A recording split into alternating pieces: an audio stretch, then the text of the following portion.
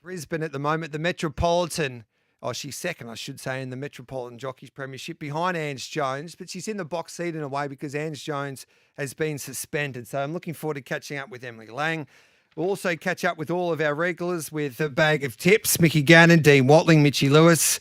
We'll also catch up with Chris Nelson and Peter Anthonys to look at Pinjarra Park. Darren Carroll and Amanda Rando with some winner in the trots. Trial time with Dean Watling and Matty Morton. And then David Eustace and Tom Wood will join us for Hong Kong Corner. Looking forward to catching up with Dave Eustace. It's been a dream year for Dave Eustace in his first stint there as a trainer in Hong Kong. And then it's love it or leave it. Miles Fitzner and Mickey Gannon will join me for the last hour to discuss all of the hot topics in the sport of racing. Yesterday was a big day for SEN, the Sports Entertainment Group. The news that broke yesterday is that the Sports Entertainment Group purchased the broadcasting assets of Racing and Sport Network, which is RSN. And it's exciting times for everybody involved here at SEN and also, I reckon, for RSN as well. Purchased for just over $3.25 million. So that was announced yesterday. Craig Hutchison, the boss, of course, of the Sports Entertainment Group, was on his own podcast, The Sounding Board, with Damien Barrett, talking about his purchase of RSN yesterday. Let's listen to that. Really exciting, Damo. Yeah, so this would conclude on September the 1st, 2025. So we've got a 5-week period to go, and we've announced today that in the public markets that we're acquiring the brand, audio and digital assets of RSN, or the old 3Z. Look, Damo, RSN is 100 years old this year, celebrated its 100th anniversary. It's been a huge part of Melbourne. Big part of the sporting and racing psyche. You used to work there. I had a little period there, Hutchie. Oh, did you? Yeah. Just in the sports area. But you started your career, didn't you? I started my radio career there, yeah. I produced KB and Dr. Turf for a year in breakfast on the then Sport 927. And it's always had a prominent, I think, part in most sports-loving Melburnians. Well, it's a huge part of racing in this town, chasing, pacing and racing.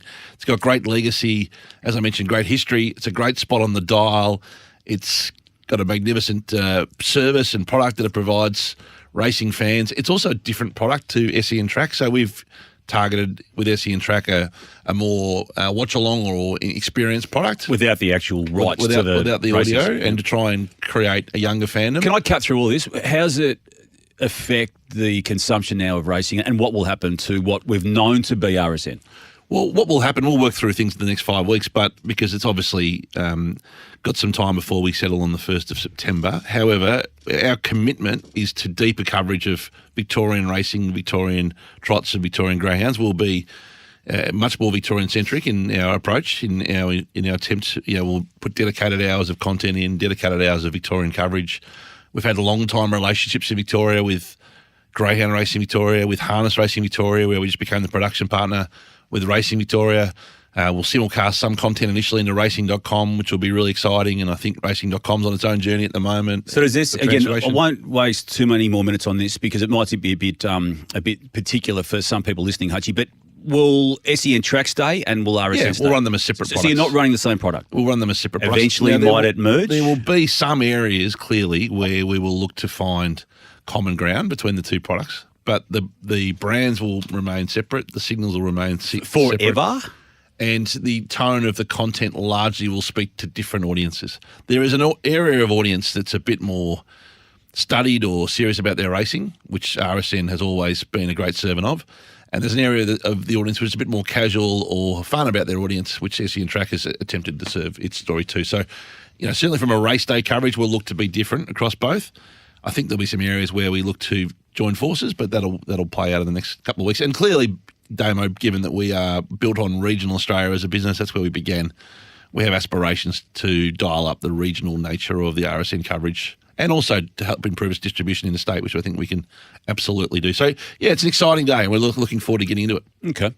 Well, people can refer to that release. I don't need to ask anything more, do I, Hutchie, apart from what I have? No, that's fine. Again, yeah. No, I think it's a little bit. It's an honour. Yeah, and I know you've been wanting to do it for some time. Yeah, and I think racing media we're clearly deep into. We've got lots of things going on in audio, in production, and it's a big industry. It serves a lot of people. It employs a lot of people, and it's an area we want to try and help enhance. I'll ask. So that was Hutchie and Damo explaining. Hutchie, of course, with the Sports Entertainment Group purchasing RSN yesterday.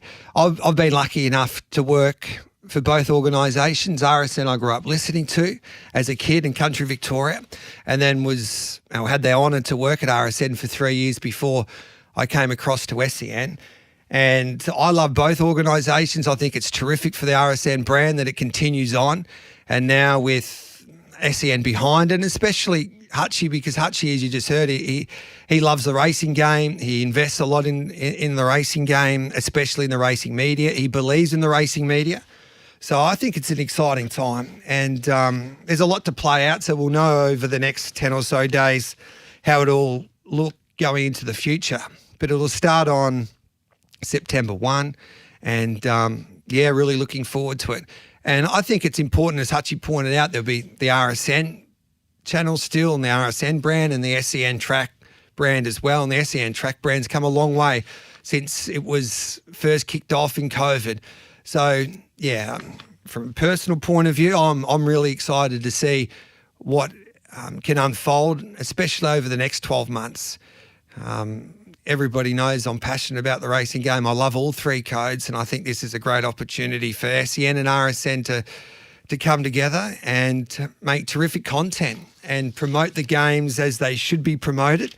And, just looking forward to seeing what unfolds there over the next few weeks especially, and then obviously when we start the new journey on September 1. It's 11 minutes past 8. This is Giddy Up with Gareth Hall on this Wednesday morning. We'll take a break. On the other side of it, the CEO of the Queensland Greyhound Racing Club, Jason Scott, will join me to discuss what's happening with this new track.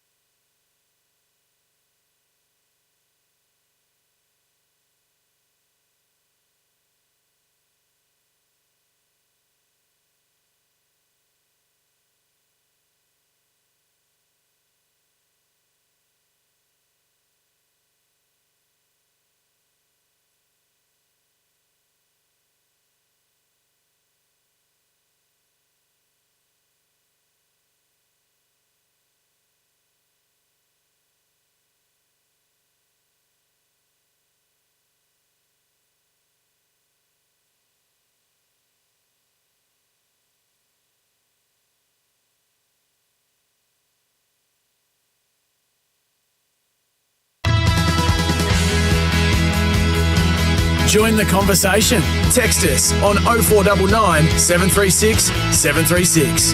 Live across Australia on SENTrack. Giddy up with Gareth Hall. Welcome back to Giddy Up with Gareth Hall. We're streaming live every day on the SEN app, our YouTube channel, and of course on our Facebook page. You can listen to us live every day as well, as always, on your local SENtrack dial or the SEN app. The big news in the greyhound world was happening at the new Parklands complex, which is a beautiful complex just outside of Brisbane. Jason Scott, the former CEO of RQ, was given the job straight after he basically announced his resignation there from Racing Queensland about 6 months ago to head up Queensland's Greyhound Racing Club as the CEO. And he joins me now after they had to postpone their biggest night of greyhound racing there last Saturday night with the running of the Brisbane Cup and also the Queensland Cup. And Jace is with us now. Good morning, Jace. Morning, Gareth. How are you, mate? Good, thanks, mate. What happened there last Saturday night? Yeah, look, we had an incident with the track. The stewards walked the track about 3 o'clock and mentioned that they thought that the inside running lane was a little bit hard, and could we water it? We did put a hose over it, and probably maybe 2 or 3 hours later, that water sort of rose back to the top and created puddles, not in the lane where it was hosed, but maybe about 2 to 3 metres out, about 3 or 4 dogs out. It was deemed it was unsafe. It was a little bit uneven, and it wasn't safe to race on, which is far from ideal and quite embarrassing for the club. Will you race this Saturday? Look, I would like to think so. The stewards had a look at the track last night. So what we did on Monday, we completely turned the track over, ripped it up, which you sort of do intermittently, probably every 4 or 5 weeks with a greyhound track. They interviewed. The stewards went over it last night. Were happy with it. There'll be another inspection today, and then we'll run some trials tomorrow morning. So by lunchtime Thursday, we'll know exactly where we're at. Look, things are looking positive. It's certainly, the stewards did comment that it was a hell of a lot better than they'd seen it previously. So I'm cautiously optimistic. The question is, and I've talked to a few of the participants, they're concerned, I guess, how you can turn it around in a week.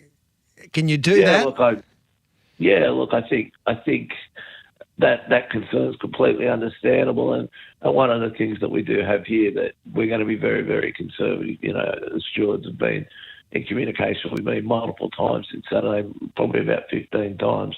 If there's any risk at all, we'll cancel this meeting. So what happens if it's cancelled? Greyhounds have got a different rule to the other 3 Ks. The prize money will be split between the 8 participants, the 8 dogs in the final. So instead of going around for the $1 million, they'll get $125,000 each. I reckon there'd be some hoping that they do cancel it. I suspect there's some hoping they do, and the ones that in the market and drawn well will definitely want to go round. So it's it's a regrettable position that we found ourselves in. But what we do know here is that no risk will be taken with the track with any of the dogs. You know, you don't want to do that with any dog at all, let alone the best dogs in Australia. And some out there say it's just not like the racing game, or the harness racing game. If there's a problem with the track, you can transfer the meeting to, say, if there was a problem with Doomben, you can transfer the meeting if it's right to go at the Sunshine Coast or at Eagle Farm, or like you did with the Magic Millions meeting back in January, you can move one of those meetings to the Sunshine Coast. But the dogs are different because they need to trial at the track that they're competing at.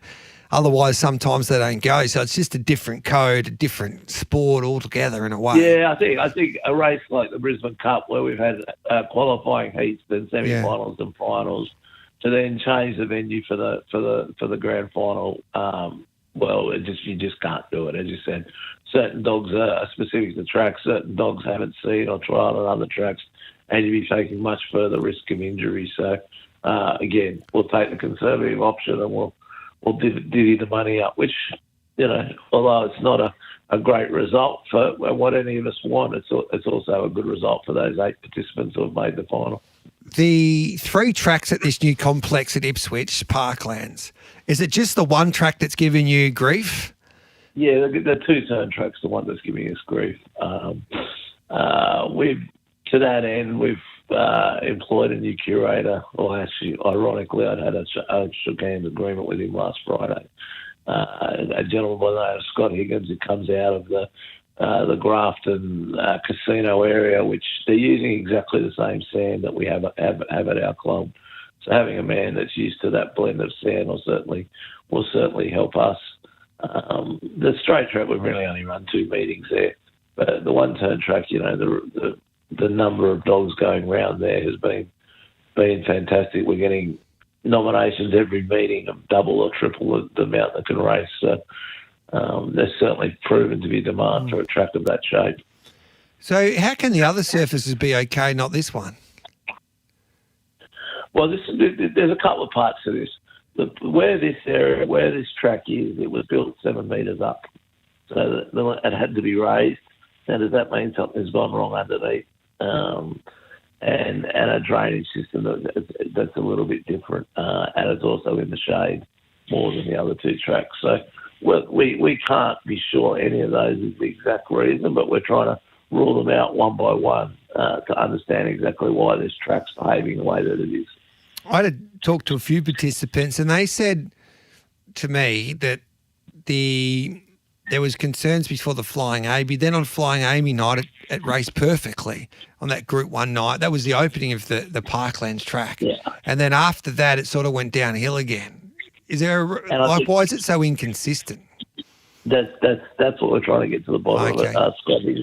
Scott Higgins, the gentleman that we've just employed, he was up giving us a hand around that Flying Amy time.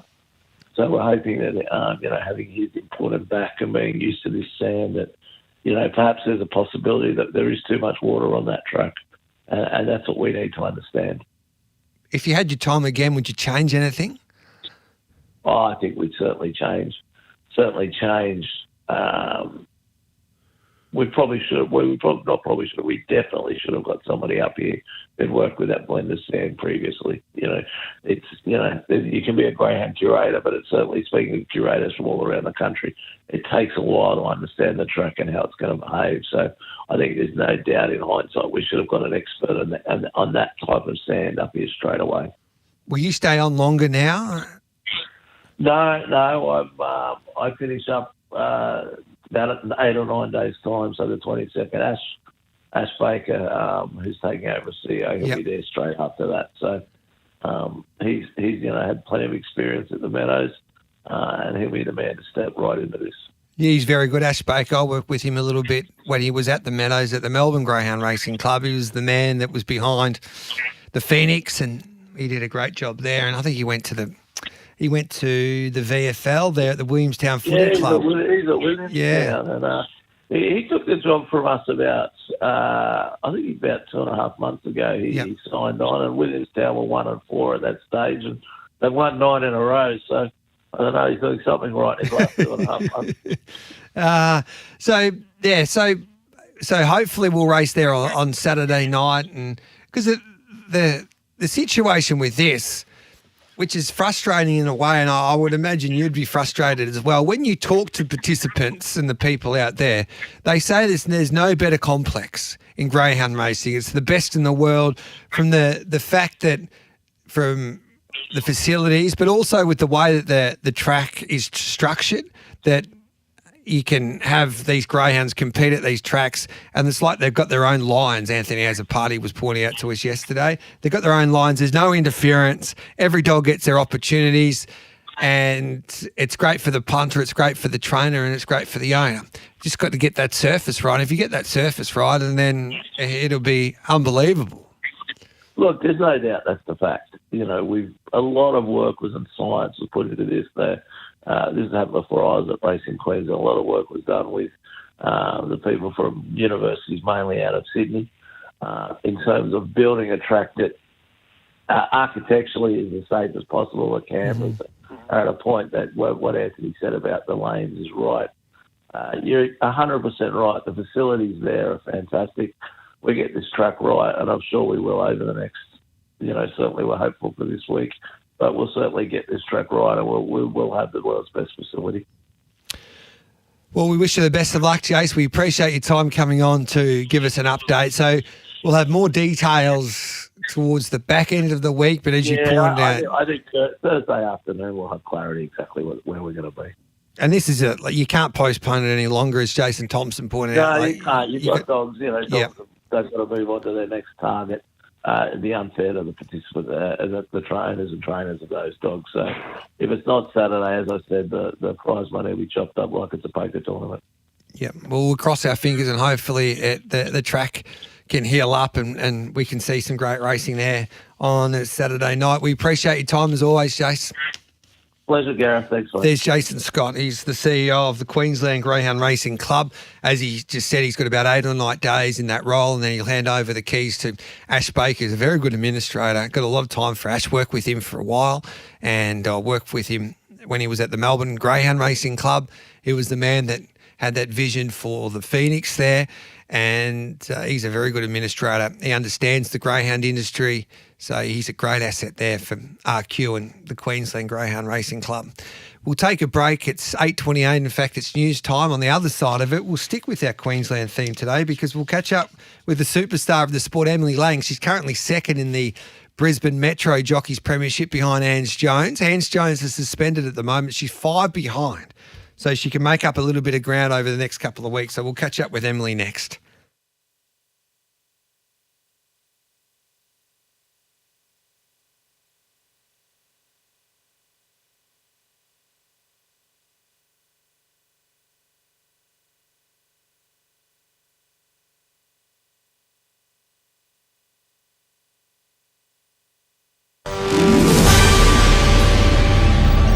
Powered by Signet, making SEN news this hour. Many mortgage holders were blindsided by the Reserve Bank's surprise decision yesterday to leave interest rates on hold. Treasurer Jim Chalmers saying homeowners are feeling pretty flat. Erin Patterson reportedly looking to appeal her conviction. The 50-year-old mother of 2 found guilty on 3 counts of murder and 1 of attempted murder this week. The French president has arrived in London receiving a royal welcome from King Charles, and at least 108 people have now died during the disastrous floods in central Texas. sen.com.au sport is coming up next. No issues for Carlos Alcaraz in the quarters at Wimbledon. The defending champ easing past Brit Cam Norrie in straight sets. He'll next face 5th seed Taylor Fritz. The Matildas 3-2 winners over Panama in Perth, thanks to a last-minute goal from Charlie Grant. And Tadej Pogacar has claimed the 100th victory of his professional career in Stage 4 at the Tour de France.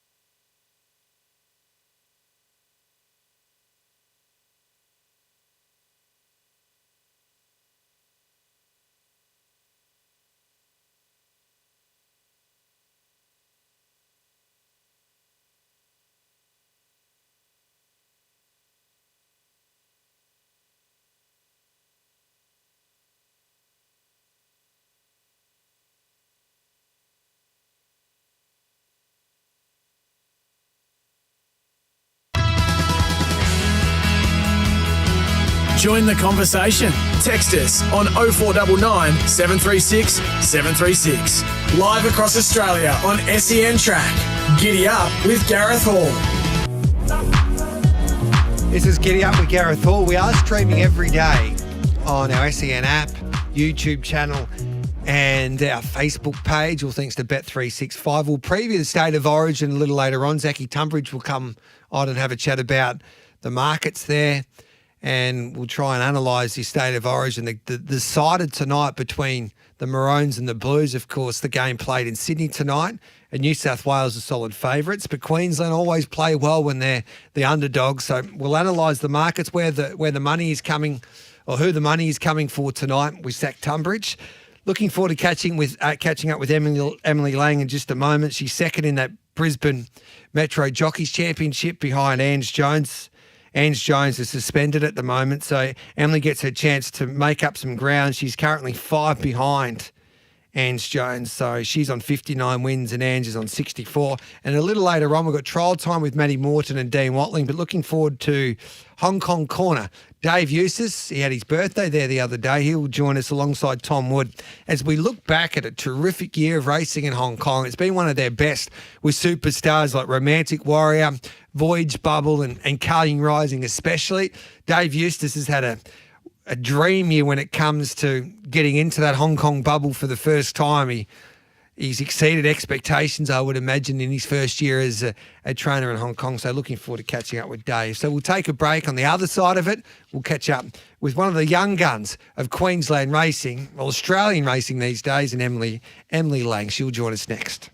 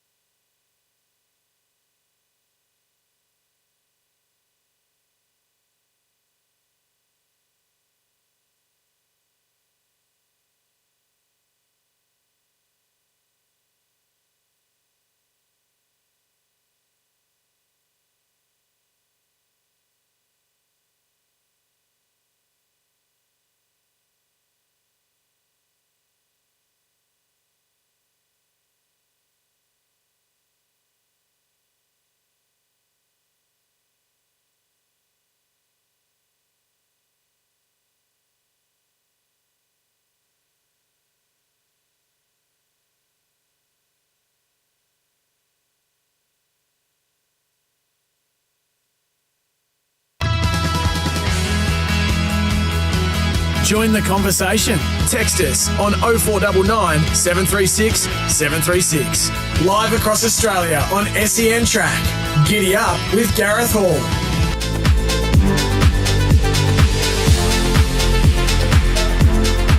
This is Giddy Up with Gareth Hall on this Wednesday morning. It's 8:38. So many terrific ends to premierships right across the country. You got that fight in WA between Chris Parnham and William Pike at the moment. William Pike holds a slight advantage. Chris Parnham had that injury layoff towards the back end of the season, so he's got to make up a little bit of ground and get some momentum to try and catch William Pike once again, who's dominated the riding ranks for so many years in the West. Blake Shin and Craig Williams will go at it for the final part of the season in Victoria.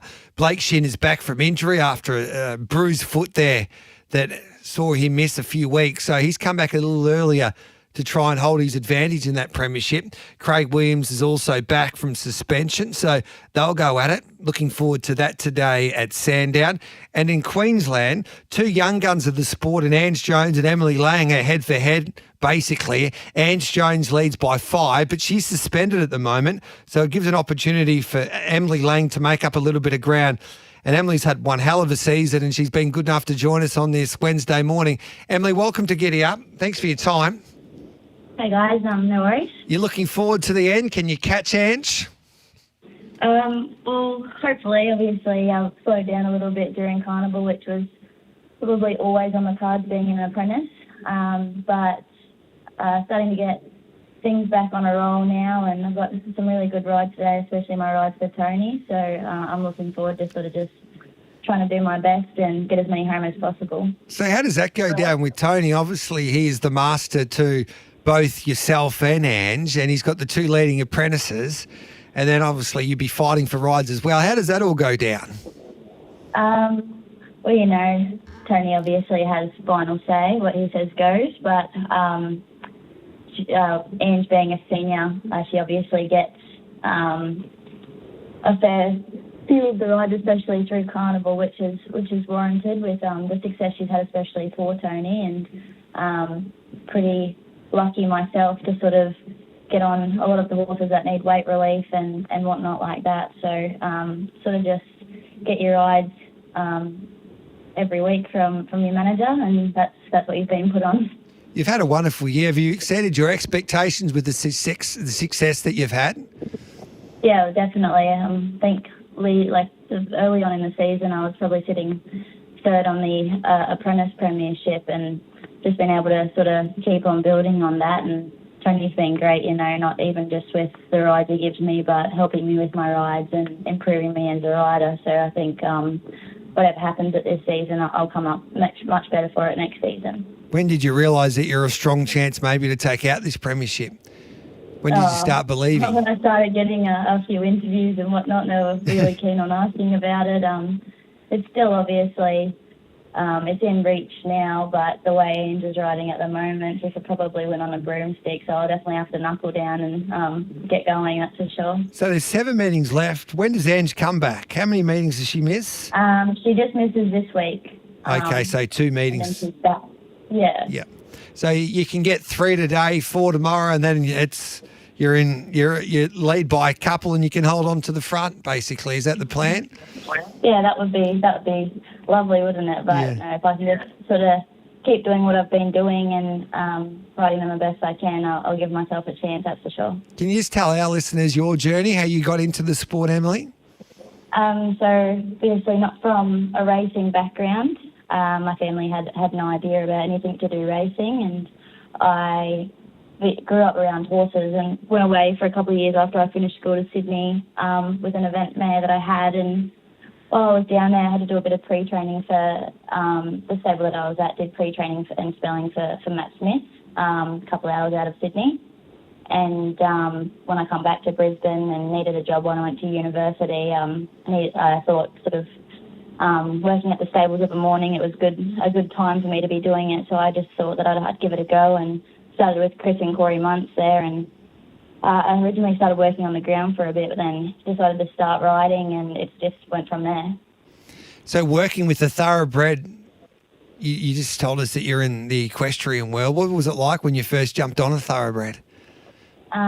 you don't actually think, I don't think people realise how different the styles are, Yeah. like sitting down in the saddle to obviously sitting up over the top of their shoulders trying to hold on to them. It's very different. You quickly realise how unfit you are when you first start riding track work, that's for sure. But I feel like the thoroughbred's probably one of the most tolerable animals. They're just so, they're fed quite high energy feeds, and they get stabled and worked once a day. Obviously they go on the walker twice a day, but I feel like my event mare, she was a bit hot herself, and if she was doing that sort of thing, she wouldn't be very nice to handle. So I think they're just a great breed, and we're so lucky that we get to work with them every day. And so you'd be working every day with Tony. So do you ride work every day as well? Yeah, I do. Track work 6 mornings a week. Get a Sunday sleep in every week, which I'm quite lucky being an apprentice. But track work most mornings. I got a day off last week after I had the tumble on Ipswich last week. Yeah. But apart from that, it's we're always on the job. And how'd you go after that? It was such a scary fall. And it looked a lot worse than how I pulled up. I feel about 100% back to normal now. I was a little bit sort of stiff and whatnot towards the weekend last weekend, but I'm very lucky to have fallen the way I did and come out pretty much unscathed. Amazing athletes, the jockeys. From a mental point of view, is it difficult to overcome that, or is it just part of the game that you understand the dangers and then you just move on? Or is it? I think because the way the fall happened, there wasn't really much I could do about it. I think perhaps if it had been sort of a bit more sort of my fault or something like that, you do kick yourself a little bit over it for putting yourself in a position like that. But when it's something that's out of your hands, you tend to sort of bounce back and get over it a bit quicker, I believe. Today you got some great rides. What would be your best, Em? I really like Deep Vegas. I think she's a horse that just sort of puts herself up there and keeps herself out of trouble.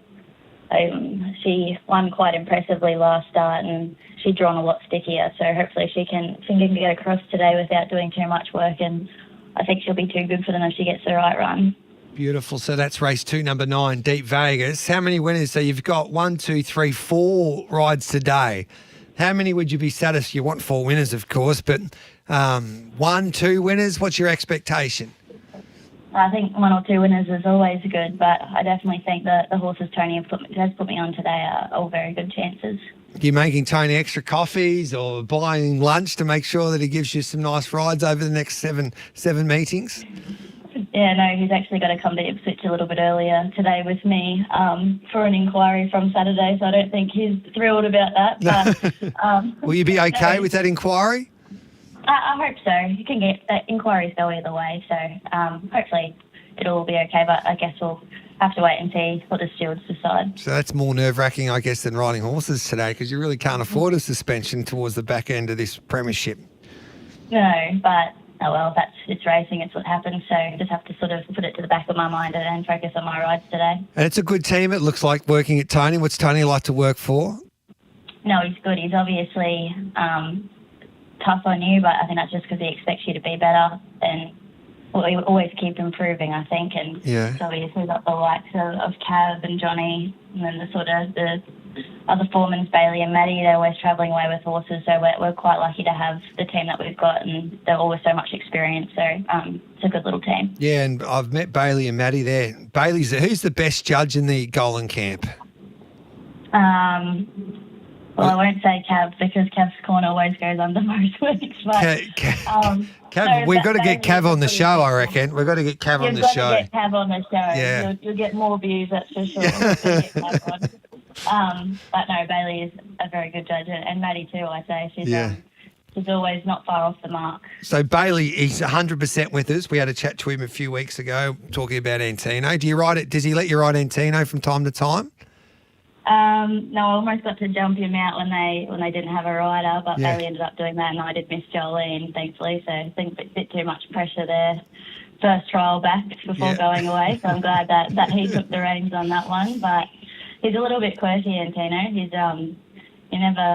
he sort of will just be walking out and then whip around real quick. He's a bit cheeky. So I think it's best if we leave the riding and bat up to Bailey. Yeah, well, it's great to see. It's great for the sport to see yourself and Ange go head to head in this premiership. We wish you the best of luck in that stewards room there today as well. We'll cross our fingers and hope that you only get a reprimand and you can continue on riding this season. But you should be proud, win, lose or draw, and with the season that you've had, you're a great story. I think it's a terrific story for racing that you can have someone like you outside of the racing bubble come into this game and have the success like you've had immediately. And I think it's a credit to Tony Golan and his team as well to have yourself and Ange doing what you've been doing this season. So we wish you the best of luck and good luck with Deep Vegas today, especially as well. Thanks, guys. Thanks for having me on. Good on you. There's Emily Lang there. What a terrific young lady she is. 8:48, we'll take a break. We've got a special interview coming up with Bailey Baker, who rode his first winner there yesterday for Adam Campton. So looking forward to catching up with Bailey. She's a dead set star, and it was terrific to see her get the job done yesterday.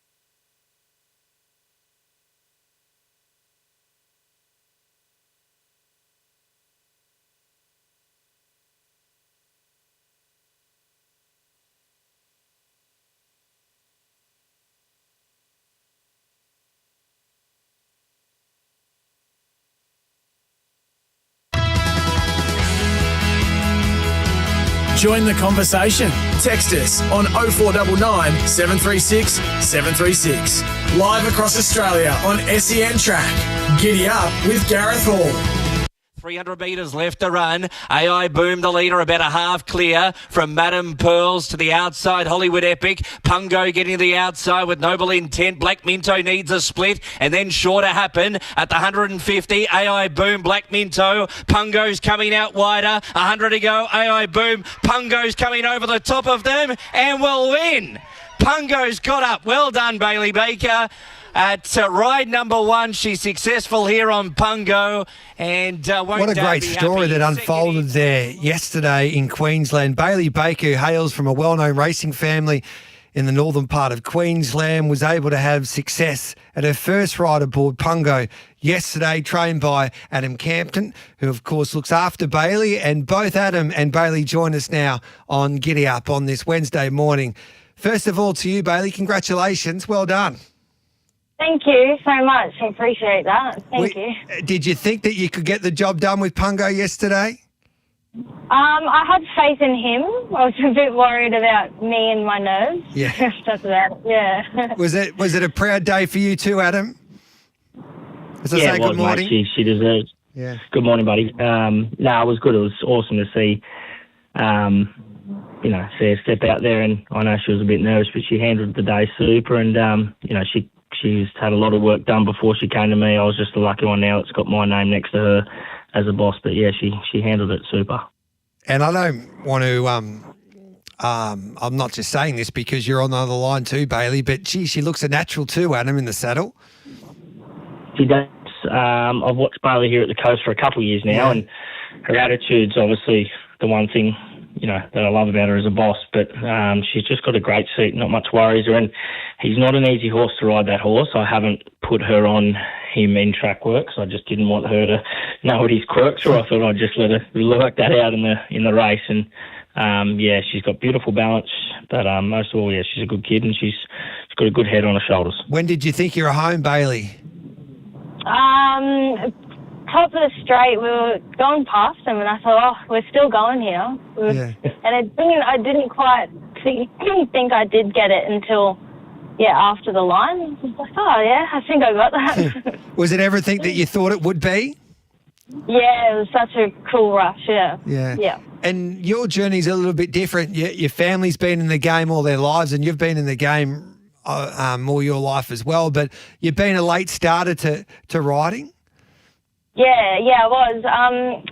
I just thought I'd just try, just start other work avenues. So decided to, I had a certificate in tourism, so I thought I'd use that and just get more experience and take my time with it and just mature and grow up a bit. Yeah.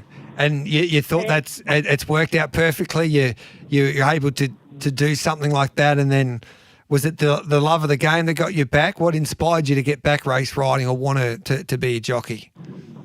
Yeah, for sure. It was always there. I knew the horses would always be there.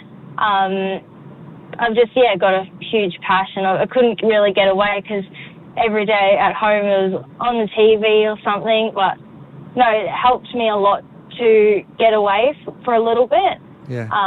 And just experience other things. Yeah. What was your family's reaction yesterday? Yeah, they were all buzzing. They're still buzzing now. Yeah. It's really cool. How bloody good. And you got to ride tomorrow as well. You can go you get another winner? I hope so.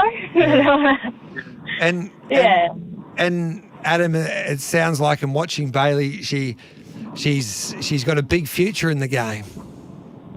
Yeah, she does, mate. It's pretty obvious to do that and see the way she looked on the horse. I've had a number of apprentices now, but she's different to a lot of kids that I've dealt with. She's more mature, which is I think a great thing for young people, and she's her own person.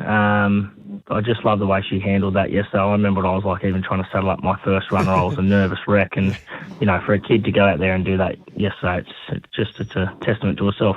Bailey, congratulations. It's the first of many winners. It was a great story there that unfolded, and you should be proud. And Adam, well done. Have you got a winner for us coming up, Adam?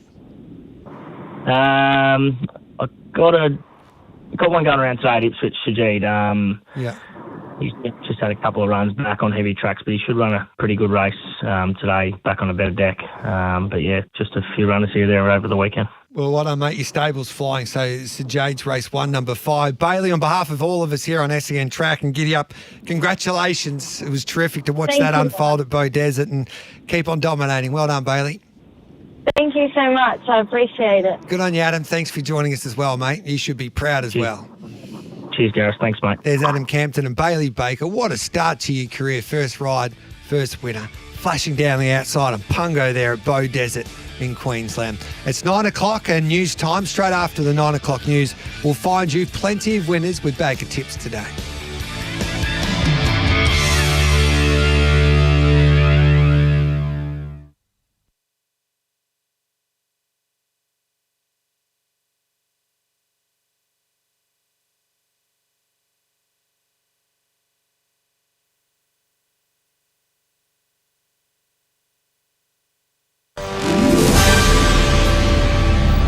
Powered by Signet. Good morning, I'm Adam Pont with SEN News. Erin Patterson looks likely to appeal after she was found guilty of murder this week in the long-running mushroom lunch trial.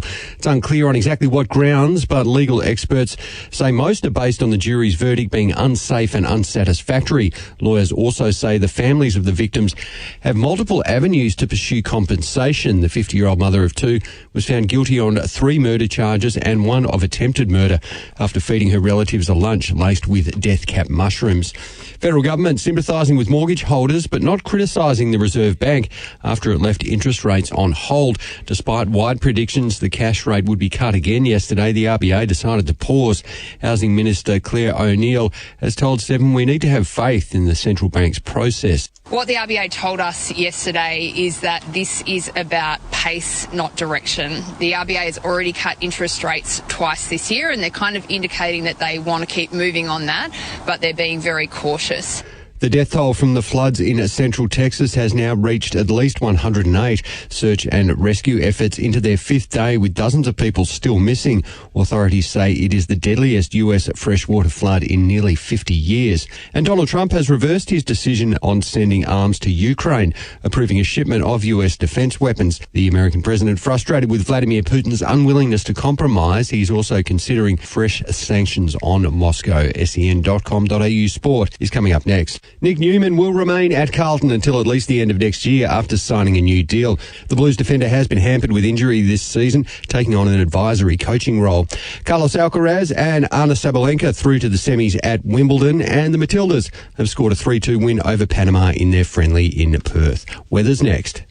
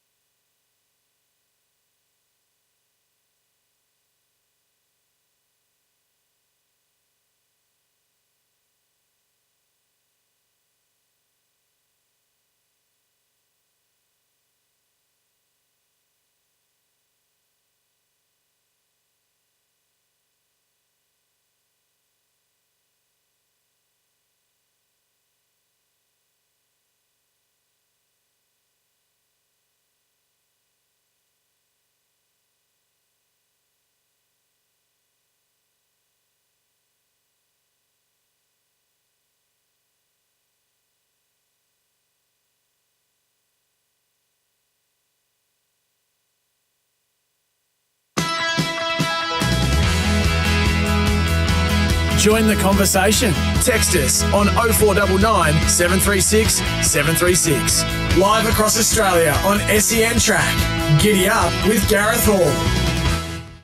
The Giddy Up Bag of Tips for Oz Equipment Rentals. Supplying equipment to the construction, mining and roadworks industries. OzEquipment.com.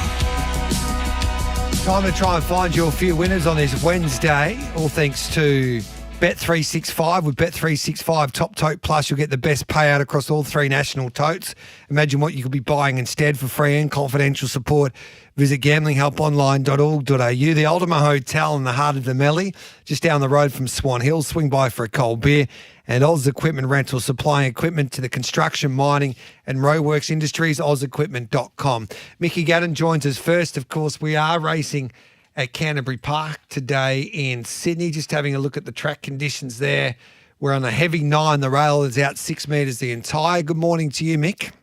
G'day, G. Yeah, heavy 9. Fine day here in Sydney. You probably hear the birds chirping outside. It's a beautiful day here. We might get to an 8 at some stage and expect a rails in run type of day. How do we start? Well, where do we start with your specials? Yes, G. It's interesting enough, competitive enough day. I'll take you to race number 4, a horse by the name of Celtic Sin. That was pretty good at Hawkesbury, got the job done. Now, look, this is a bit of a step up, 64 in town. Meet the horse by the name of Narbold that's been very, very, very well backed, but I think it's a 2-horse race, and I think Celtic Sin probably just lands in front of Narbold in the run, and if they're fighting out, positioning run, I think we'll take Celtic Sin on top, so they're going to repeat what it did last time in a 2-horse race, and I think just having a look here with Bet365, G, $4.20. Perfect. That's Great start to the day. That's a nice start to the day, and I think Narbold's a danger, but $3, I think they should be the other way around. Where else are we going? Any more for us? Yeah, I'll take you to the last race, race 7, and I'm very keen. Kazalark, $7.50. They're betting you here at 365. And once again, I think the market's got 2-horse race. I think the market's got the wrong way around again. Hovland, being your favourite, comes out of a nice win last time out, but that was at Hawkesbury over 800 metres. Now it has to step up from 64 provincial to benchmark 72 grade, and you got a horse like Kazalark. Well, Chris Waller spelled this horse for 882 days. You rarely see that, do you? So I suggest that horse must have some ability. They've held on to it. Gets here now, 5th up, just ran around at a benchmark 78, beaten by Mr. Kapaji. A few good runners in there. Piggyback, Federer, Pure Alpha, and made ground against the pattern of the day that time, G. So I think Kazalark drawn better this time, dropping in grade. Dylan Gibbons aboard, who's absolutely low flying. And you know Dylan's shown a bit of intent of late. You think second time up in trips. So went 15, 50, 18, now 1900 metres. I think this horse is ready to win, and that's a silly price. So race 7, number 6, Kazalark. So you're playing a couple, race 4, number 10, and race 7, number 6 there at Canterbury today. Just a 2 for now. Beautiful. And hope we get those home, and we can get the chocolates at Gosford tomorrow, G. Got one there as well. Looking forward to that meeting as well, but we'll cover that tomorrow, I'm sure. And looking forward to catching up with you a little later on for Love It or Leave In, that final hour on Giddy Up this morning. I've had to Google Leap to Fame. Yes. Well, you shouldn't. He's a superstar harness racing. Also, I'm looking forward to seeing what you come up with then. Just stirring you up, G. Good on you, Mickey boy. Bye. He's nearly going to cut you off there. Dean Watling joins us from deanwatling.com. G'day, Dino. Oh, morning, G. Oh, that's too good from Gano. Oh, that's great. I like You reckon that was funny? That's I didn't find that funny. Did you find that funny? No, I knew that it would get you going, G. That's why he done it. You love your drop, and he's got your hook, line, and sinker. It's been a big couple of days. What about Dean Watling? What's he doing at Canterbury? Yeah, it's a nice little meeting, G. A stack of scratchings, but I'd suggest it's still a quality card. So he's costed tomorrow. I know Gano touched on that, but we'll kick off race 1 at number 6, Miss Jones, G. Oh, I love backing these Richard and Will Friedman trained gallopers deeper into the preparation. They're a stable that sort of used the first couple of runs to get that fitness in. She peaked 3rd up now. She's got a good record at the track, which is key, and I think she'll land up on speed from gate 6. So Josh Parr's particularly riding well at the moment, so I thought race 1 at number 6 was the best of the program, G. We look to go back-to-back. Race 2, a little Tommy 2-bet play. We're going to play the 4, Sapphire Rose, who comes out a really strong Kenzo race last start. Sort of didn't get the best run in transit, but stuck on well. And the 16G, all eyes on this horse beside the ocean. It's a half to Farn and Sandbar. Really strong trials, pushed you out in those. I think they were overdo it up front, and we'll see the 16 Beside the Ocean, and the 4 Sapphire Rose to flash down the outside. So they're the 2 bets. I wanted to find Killanova in race 3 too, G, but it's a field of 4 now. Still do have this horse on top, comes out of our trial time black book. Just would have wished there was a bit more tempo. So we'll monitor the market late, but could be a potential late play. So race 1, number 6, and you play a couple, race 2, number 4 and 16 in the second there. Yeah, they're the plays, G. And Killanova's pretty good price, race 3. I wouldn't mind having a small spec on that horse. Signal to Tony's the horse to beat, but we're getting pretty good odds about Killanova. So you could have a small spec there too if you like. Just having a look at the price there. Yeah, around $384 there with bet 365. So that is race 3, number 5 there. Good on you, Dino. We'll catch up with you a little later on for trial time. Looking forward to it, G. At Sandown on the Lakeside track in Victoria on a soft 5, the rails at 5 metres the entire circuit. Robbie Griffiths will play a major part. He's got some nice chances throughout the card and he joins us now. Good morning to you, Robbie. Thanks for your time. Pleasure, Gareth. How are you? Good, thanks, mate. The son of Toronado, Aliano, makes his debut in the first race. Blake Shen, back from injury. That's his first ride back. What do you make of his chances? Oh, look, it's his first racing preparation, so he spent most of his life growing and developing in the paddock. So what you've seen, or what everybody's seen, is his only experiences out of the barriers. They've been very impressive with the jump out to Cranbourne and Caulfield. So whether he's ready to be a racehorse is what we'll find out today when Blake hits the go button. I've got a lot of faith in the horse, so I do think that when he's needed, he'll be there for him. But that's the only thing we need to see is whether he's what we see at home in his ability is whether he's ready to do it on race day yet. But he's certainly in good order. He'll present well in the yard, and we tick as many boxes as we can. What do you find with horses like that with the preparation, in their first preparation, heading to the races? And it's not just any old maiden, it's a race where you head to town first up. Well, that's right. Most horses, normally, through their education, they'll get to this level, have a few jump outs, have a little mental rest, come back, have a few more jump outs, and then they're ready to go to the races and give you a pretty good debut. And, with a horse with his talent, most likely win, So we've treated a little bit this time and gone to the races on one prep because we want to try and take advantage of the late season 3-year-old races and bonuses and so on. So we're just going to see whether he's ready. We know long term he's going to be a success based on what we've seen. So if he does, if he can handle the occasion today, I'd like to think he'll run up to what the punters think. What's his racing pattern? What do you think it'll be? I think he doesn't know much. I think he'll just go straight to the front. But he's drawn pretty poorly, so he's a big, strong horse. So I think he'll probably go to the front. But I'll just leave Blake on and leave that up to him. He knows how to win, and so I don't think I'll really time down to anything. He'll work it out. How's She's a Vixen? She pulled up with the problem there the other day, or that was 5 weeks ago. How's she trained on since? Really well. She's trained on well. She had a nice jump out. She's got no weight on her back. I'd like to think we'll see more of a run like her returning run when she ran second, and similar to a run when Zara ran third on her at Sandown in a similar sort of a race. So I'd like to think that she'll be in the mix. You don't like sort of seeing where they're at coming off a negative run. You'd rather be going into any race off good form. But if we forgive her for last run, you'd have to put her somewhere in the mix. She's a great each way price, around $14 there with bet 365. And then you got Nation's Call, who goes around in race number 7 there at Sandown. And this son of Frankel, he looked like he was home there the other day. Can he go one better and lead all of the way this afternoon? I hope so. That's the plan. With all racing preparation, we've been trying to get him out to longer journey because he's a big aggressive horse.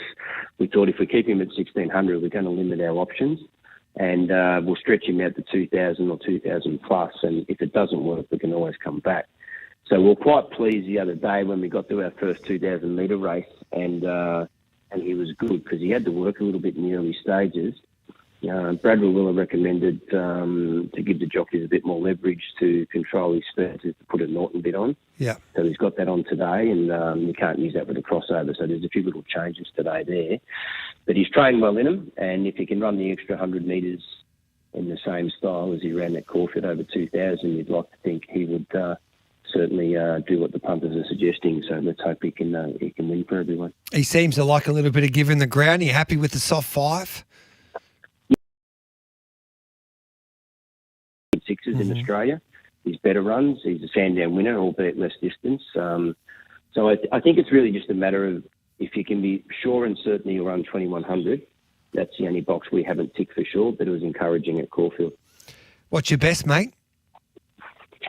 Hard to split them. I'm going to be greedy and go for an all-up. Love it. So you'll go, the first and the first I horse? reckon Eliano in the Nation's Call is an all-up. Beautiful. And then a second all-up, Eliano, Place, She's a Vixen, Nation's Call. See how we go. Love the confidence. Thanks for that, mate. We appreciate your help as always. Good on you, Gary. There's Robbie Griffiths. So in the first race, Eliano is about the $3.10 favourite there with Bet365. That's Son of Toronado on debut. Blake Shin hopefully goes straight to the front, leaves them at Merry Dance. Into She's a Vixen, the place, race 6, number 14. Into race 7, number 5, Nations Call to lead all of the way.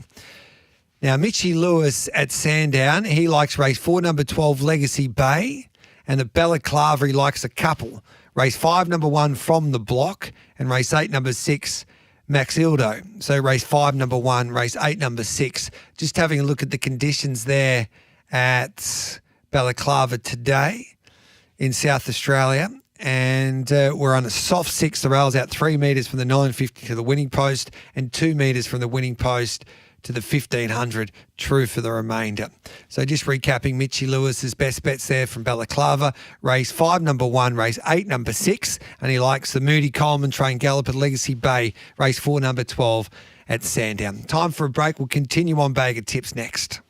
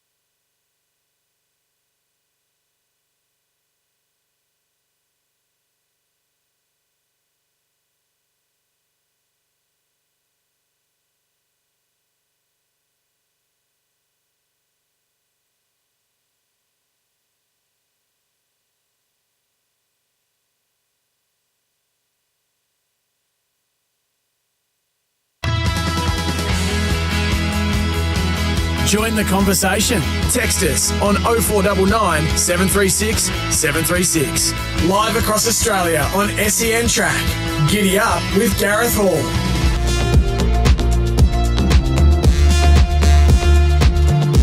Welcome back to Giddy Up.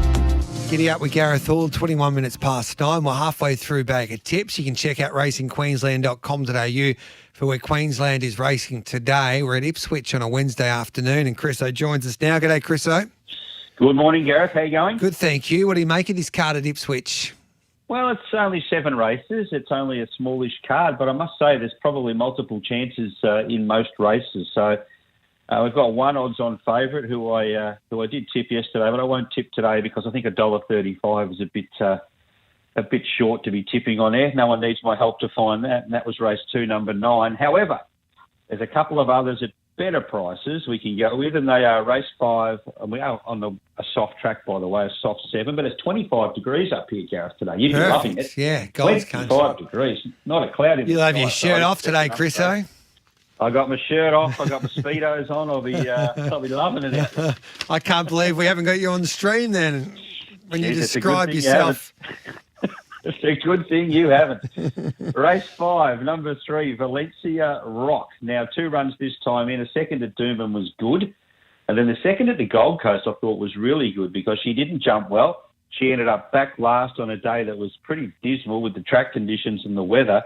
And she was in a hopeless spot, but she made a lot of ground near the inside, was beaten basically an eyelash on the line with 60 kilos. So back down to 58.5. The gate isn't ideal, but she does step up 150 metres, and I think that'll work in her favour. So race 5, number 3, Valencia Rock. And the other one in the last two I did mention yesterday, race 7, number 1, Taltani Fields. He'll be too good for these.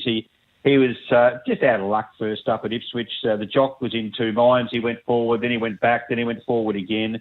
I think you'll find a much more positive ride this time. He'll just go forward from the get-go, and they'll be hard-pressed running him down. So race 7, number 1, the other good bet on the day, Taltani Fields. So race 5, number 3, race 7, number 1 at Ipswich. We had Emily Lang on earlier on today, and she, an impressive young lady, and she continues to ride with plenty of confidence. She's 5 behind Ange Jones. So Ange Jones is suspended at the moment, so she needs to make a statement today in a way. And her best was in race number 2, Deep Vegas. Well, no doubt, $1.40, yeah, as you pointed out. That's the one I mentioned yesterday. So Emily Lang's a ripper. I mean, she was riding around the provincials probably longer than she had to, but she was apprenticed to, she would have said, Steve O'Day, Matty Hoyster. Yep. And she was longer there. They kept her there a bit longer. Then she came to town, and she's just been terrific ever since. And you could tell years ago she was going to be a really good jockey. But to scale the heights of almost winning the premiership, and she may even do it this early on, would be one hell of a feat. So I wish her the best of luck, and she's a lovely girl to talk to as well. She's got to go to the stewards today. She's got an inquiry, so hopefully she doesn't get suspended, and it sets up a great finale in that premiership between. And well done to Tony Cullen. He's got the 2 apprentices there fighting out for the premiership. It'd be interesting at track work who's trying to impress the most and getting on the right horses. And poor old Tony would be under the most pressure. Yeah, you're right. I don't think I want to make that decision of giving which ride to which of the girls. So it wouldn't be easy. And look, well done to Tony too, because he's lost a couple of his major jockeys. He lost Ben Thompson. He lost Jimmy Orman. Ben will be obviously back. But he had to find some replacements, and he's certainly found a couple of good ones. Good on you, Chriso. Thanks for that. Good luck today at Ipswich. Thanks, Gareth. You have a good day too. Tune into Racing WA TV on 7+. You can also watch racing in the West on racing.com these days, your ultimate destinations for everything racing in the West. And Peter Anthony joins us back at Pinjarra today, Pete. Yeah, exactly right after Saturday. Look, rail in the 6 metres. We'll just see how the track plays, because it did look to be getting chopped up a little bit there on Saturday. So, look, it's a tricky day to try and predict anything. And to be honest, Gareth, all of the early value is completely gone. So, look, my nominal best is race 3, number 1, Peter Gunn. Look, should draw to improve there in barrier 4. Look, with a big flashing light on debut there at Northam, and, made up significant ground late. That extra, couple of points just in terms of where the horse is able to settle may very well come into play here today. But look, it opened up around $2.70. We're now getting $2.15 or so it's pretty skinny. I'd want $2.50 plus late to be playing. We might get that, we might not. So race scene. Do you know how we're going to get that, Pete? I'm going to make that horse our Giddy Up Bet365 Mega Boost. So we'll definitely get $2.50 today. We might even get $3 for you, Pete. Don't worry about that. Particularly handy. Whatever you want, you get these days. Race 3, number 1, Peter Gunn. That's nice. We'll see how we go. Yep, perfect. Is that's the only one we need to play? Yeah, that's the only one.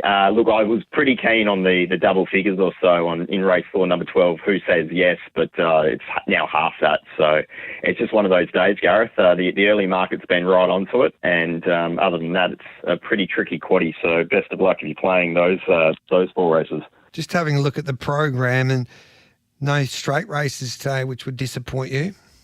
Yes, but I'm not actually too disappointed, just in the sense that I think that, that part of the track probably needs a little bit of a breather. So it's a little bit difficult at the moment trying to juggle all these race meetings across the provincials. But look, Prince Jarrah in particular has been holding up really well. We've got Cutaway racing at Bunbury on Saturday by the looks of things. So, yeah, You'd it's a love little that. bit of everything there. I can't wait It's for that better one, than Gav. the Sand Fibre, isn't it? The first meeting at the Sand Fibre was more of novelty value than anything. We'll be watching with keen interest some of the betting moves, I think, for the second meeting, looking for those locals in particular who might have trialled there previously, because some horses certainly did not handle that track. But others seem to lap it up, especially if they could find the front. So there was a few big price winners there on that debut meeting. We'll wait and see how long it takes a few of the connections to get their toes stuck into it and really think about who they're going to be targeting at those race meets. We're always learning, Pete. We're always learning. Yeah, exactly right. Good on you, brother. Thanks for that. Thanks, Gareth. There's Pete Anthonys. Visit loveracing.nz for all of your New Zealand racing news and form. The great Butch Castles joins us. G'day, Butch. G'day, Gareth. Yeah, we're on the synthetic at Riccarton Park today. How do we back a winner? Well, we're going to go with our man Bruno Queries. We showed him up a while ago, and he just kept riding winner after winner after winner. We'll go race 6, number 6, Queen of Naples. She just jogged it in last time on the synthetic at Riccarton. So when they like it, they like it. Built to that strong win. Yes, she goes up in class, but absolutely no reason why she can't cope. So she's around about $2.70. Race 6, number 6, Queen of Naples, and race 7, number 4, Vivacious. Both of these, Tiaka trained. Bruno Query is ridden. Look, shooting for a hat trick, loves the synthetic unbeaten on at Riccarton Park. It's only $2.30, but should be winning again on the strength of what we've seen lately. So we'll go race 6, number 6, Queen of Naples, and race 7, number 4, Vivacious. We had a chat to Opie Bossum after he made his shock announcement that he's coming back to race riding, Butch, and I need him to give me his diet. He reckons his weight's never been better. He's flying, Opie, in his comeback. Yeah, he's had the opportunity to spend some time with him actually on the day that the announcement was made, and he's in great spirits. His weight, as you said and he said to you, is better than it's ever been at this time of year. He was back at the trials yesterday at Te Awamutu. He'll be ready to go as the season opens, and there's a steely determination around Owen Patrick Bosson that I haven't seen for a long, long time, and I've known him for a long time as well, and I get the distinct impression that if I was another jockey, I'd be watching out, because he is hungry. He will get the call of the rides at Te Akau, but don't worry, there'll be plenty of others wanting to use him as well, and we know how good he is, and let's hope that we can see that in the new season. He'll knock that 100th Group 1 winner off pretty quickly, and it'll be onwards and upwards from there. And it's a great thing for New Zealand racing, because, when he's on song, there are few better than Owen Patrick was. They were telling me you were that impressed by Opie that you nearly made a return to being a jockey's manager. Yeah, we had a discussion. But I'm sure, I think Michael Coleman's going to do his rides, and he'll do a great job. But look, as I say, there's just something about this determination this time round that says watch out. Looking forward to seeing what he can do when he comes back. Good on you, mate. Cheers. See ya. There's Butch Castles. Visit loveracing.nz for all of your New Zealand racing news and form. Harness racing from Bendigo and Victoria today. And Darren Carroll joins us. G'day, Daz. Morning, Gareth. Good meeting tonight at Bendigo. Only the 8 races, but certainly a couple of races that I'm keen to bet into. Race 1, we start off with Burnside Boom, number 1. Look, this horse here, if you watch the replay of his last 2 starts, you could argue to say that he should have won both of them, but he did make mistakes on both occasions due to his own behaviour. So we've got the pole tonight. I'm hoping that he keeps leaders back, which is probably Madam Reactor, the 2. And if that's the case and he behaves, then $5.50 is a great each-way bet. So like him, race 1, number 1, but there is some risk attached to him. The other one I like is race 4, number 10, Jetta's Son. We're probably talking the opposite here. This guy is so reliable. He's got the barrier advantage now over Soho Dark and Stormy, his main danger, who's inside the second row. So Jetta's Son trails through. I expect an aggressive drive from Alex Ashwood, put him in the race, sit parked and be too good. He's a very nice horse, this horse. Got a great record. He won 6 of 9 for Alex, and expect him to be winning tonight and clearly the best bet of the night. Alex Ashwood, he owes us one. He said his best was interpretation there yesterday and he let us down. Oh, did he? Yeah, he let us down. But then he had a winner at Albion Park again. It probably tells you that since you've taken those horses up and Taylor, his partner, has started to train them, they've just jumped out of the ground, those horses. So. Yeah, that's right. So left him in the capable hands of Taylor for a week and a half, and now he jumped on the plane back and they've all jumped out of the ground. Is that what you're saying? Correct. You read my mind. Well, that's what I was trying to get across. Good on you, mate. Yeah, completely agree. Oh, thank you very much. About time you got stuck into Albie. Thanks, mate. See you, mate. There's Darren Carroll. Harness Racing New South Wales, a home of the Carnival of Cups, where Australian music royalty meets quality harness racing action.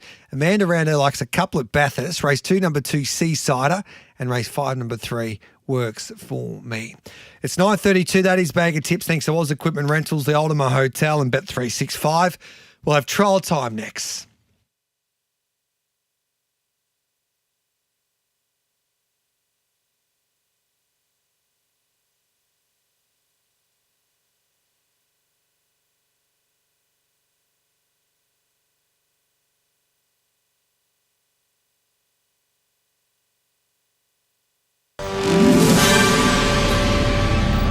Powered by Signet, making SEN News this hour. Erin Patterson looks likely to appeal after she was found guilty of murder this week in the long-running mushroom lunch trial. The AFL is investigating a serious threat directed at Michael Voss, suggesting an unpleasant end to his life. Donald Trump insists his tariffs will come into effect on August 1. The US president announcing new tariffs on 14 countries yesterday. And the death toll from the flash floods in central Texas has now reached at least 108, authorities saying it's the deadliest US freshwater flood in nearly 50 years. sen.com.au sport coming up next. Nick Newman will remain at Carlton until at least the end of next year after signing a new deal. The Blues defender has been hampered with injury this season, taking on an advisory coaching role. Carlos Alcaraz and Ana Sabalenka through to the semis at Wimbledon, and the Matildas have scored a 3-2 win over Panama in their friendly in Perth. Weather's next.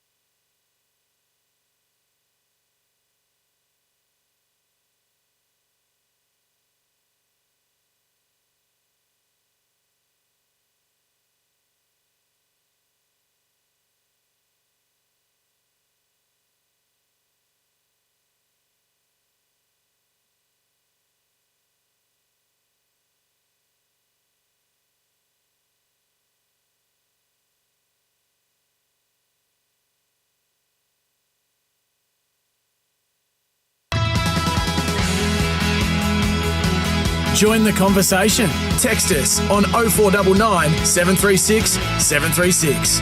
Live across Australia on SENtrack. Giddy up with Gareth Hall.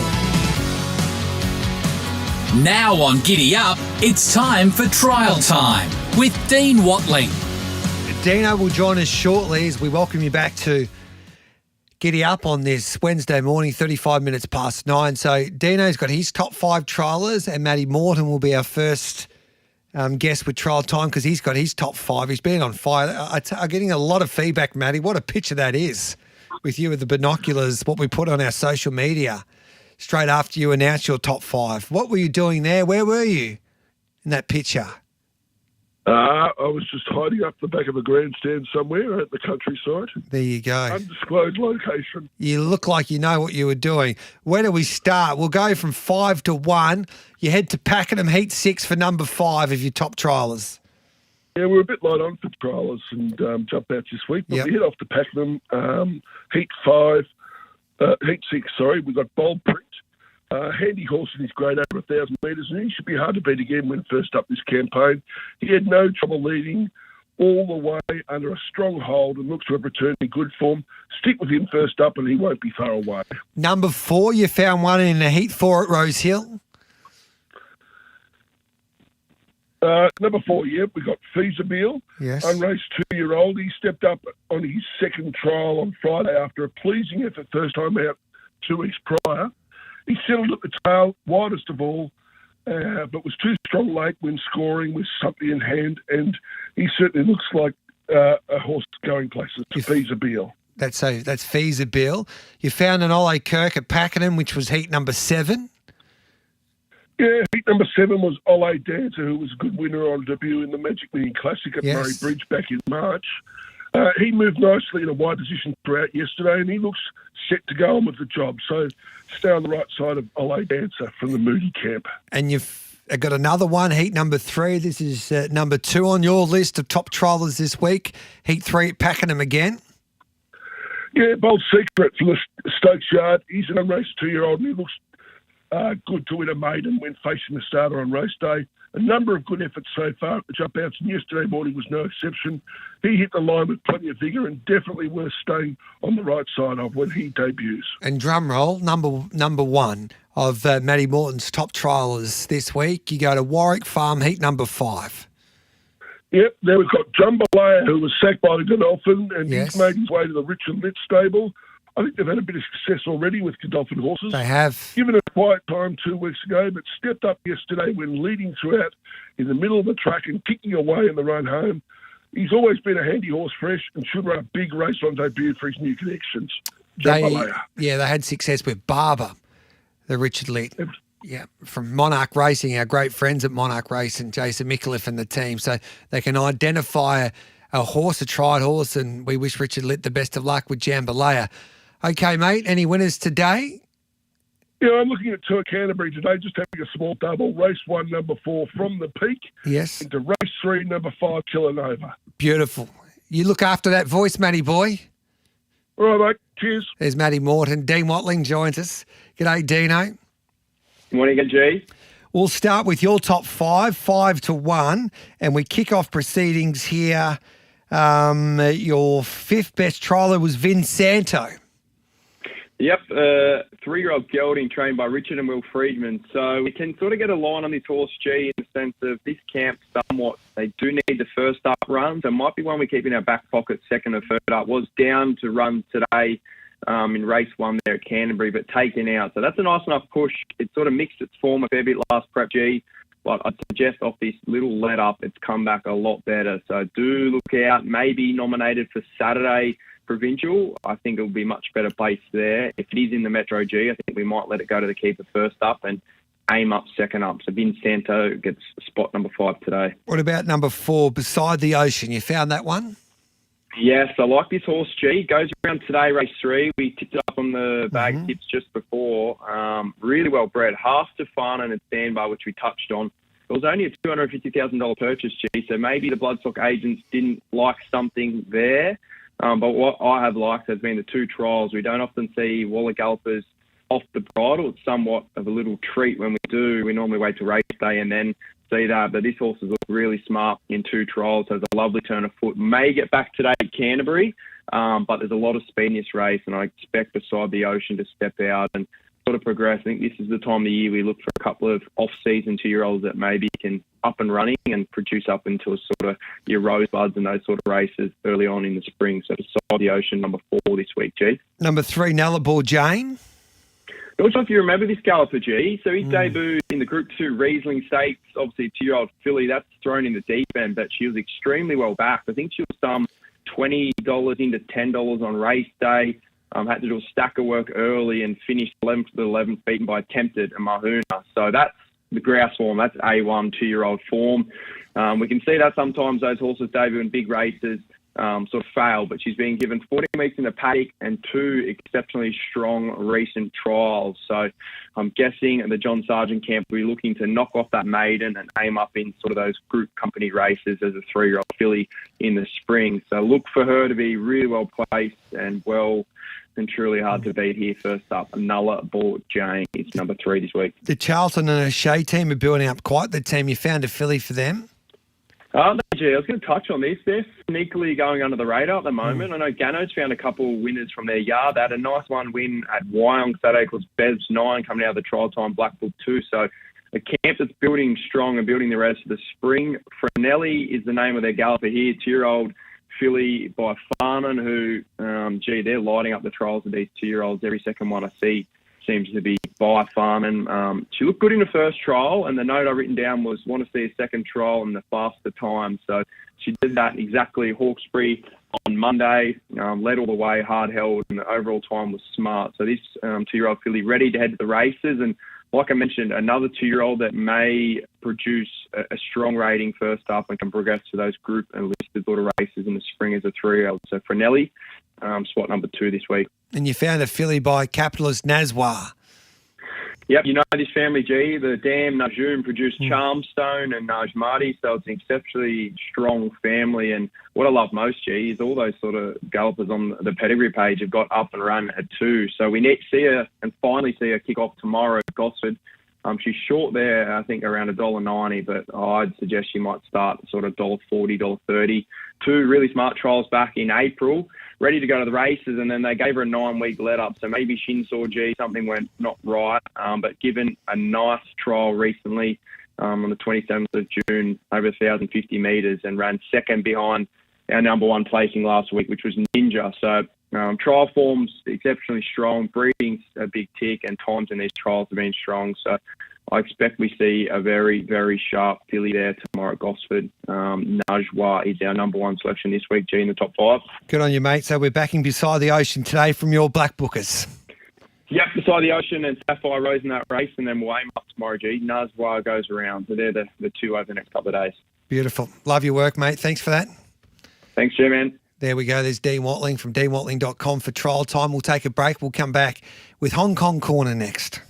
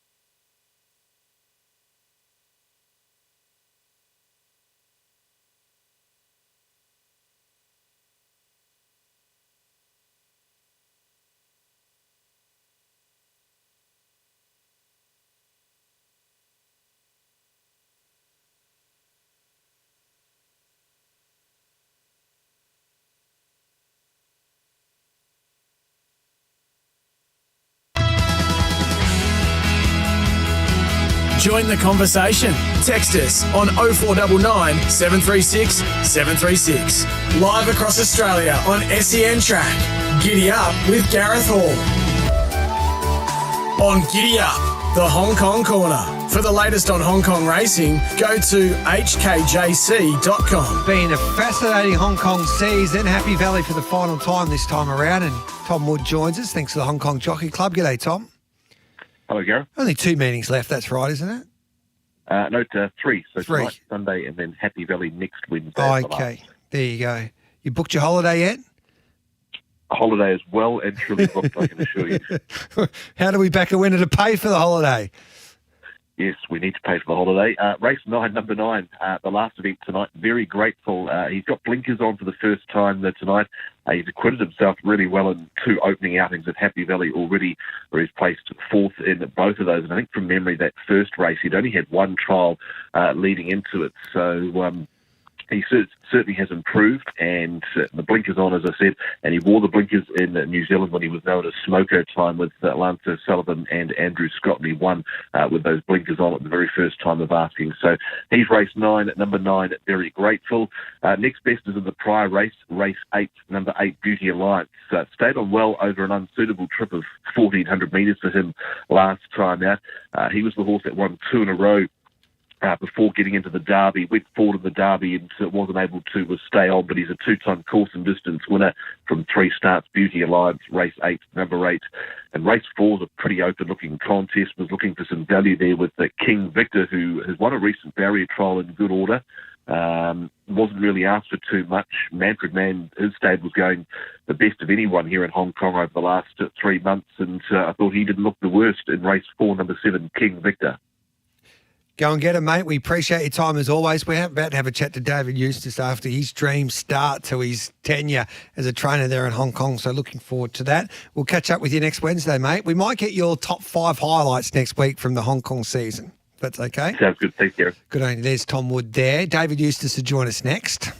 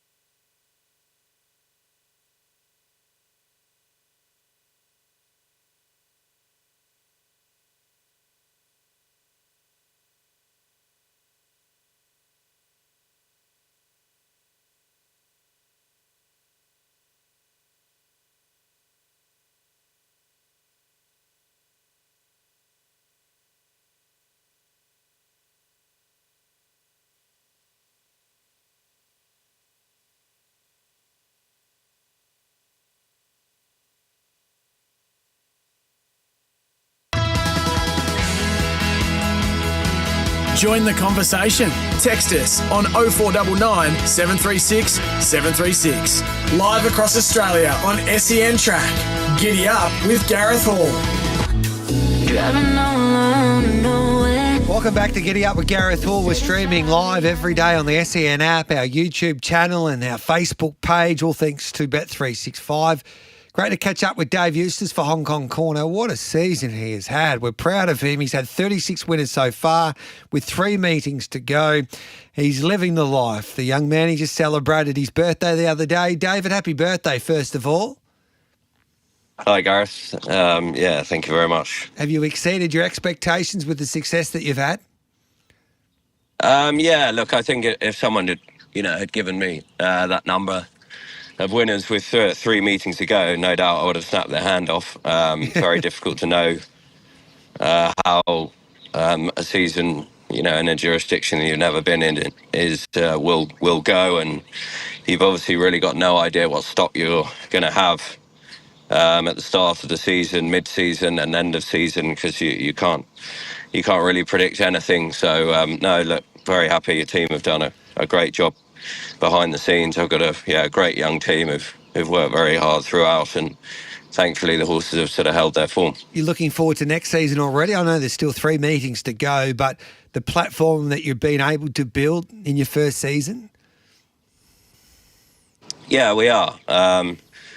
Obviously, it's the same everywhere. When horses win, it gets harder, but particularly here, with it just being such a tight handicap system, I'm mindful that they can't keep improving. So there's no doubt that there's some horses that have done their winning this season and are going to reach their ceiling at some point.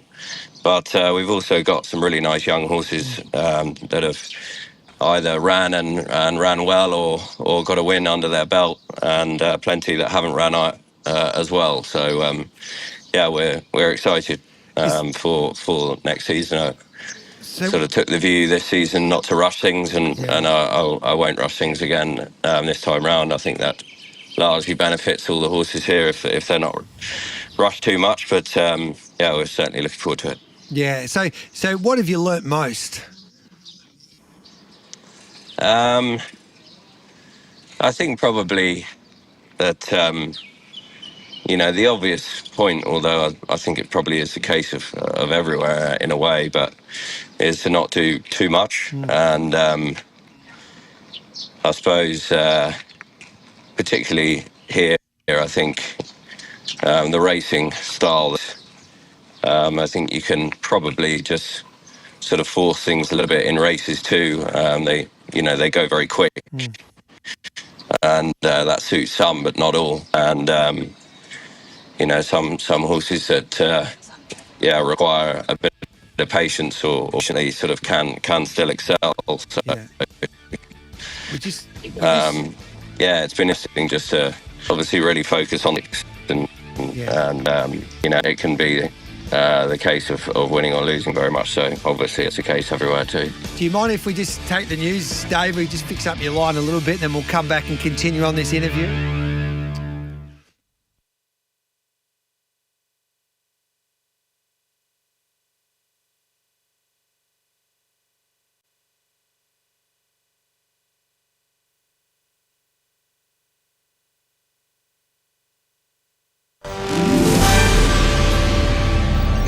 Powered by Signet. Good morning, I'm Adam Pont with SEN News. A large childcare provider is moving to put CCTV cameras in its centres following the arrest of a Melbourne daycare worker. G8 Education says it is accelerating the process. It's also facing legal action from at least one parent. 26-year-old Joshua Dale Brown has been charged with more than 70 sex offences. Erin Patterson looks likely to appeal her guilty verdict following her second night in jail as a convicted murderer. It's unclear exactly on what grounds, but her legal team has 28 days to lodge an appeal from the day of sentencing.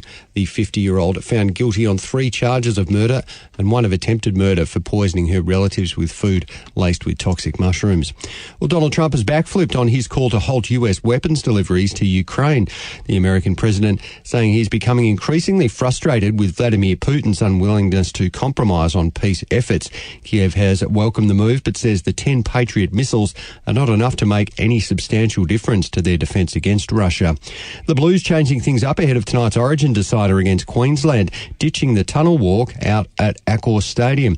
Captain Isaiah Yeo says it's all about staying focused. Probably previous years, it probably hasn't served us overly well just in terms of that emotion. And I think it's just about being a bit more normal. I think any sort of big game you play at Accor normally is you're in the actual Accor sheds. And at least 110 people have now died in the tragic flooding event in central Texas. In the hardest hit Kerr County, more than 160 people have been reported missing. Carlton's Nick Newman will be staying at Icon Park after signing a contract extension. The defender, who has been struggling with injury this season, will remain in navy blue until at least the end of next season. Carlos Alcaraz through to the semi-finals at Wimbledon, brushing aside Cam Norrie in straight sets. And the Matildas 3-2 winners over Panama in their friendly in Perth.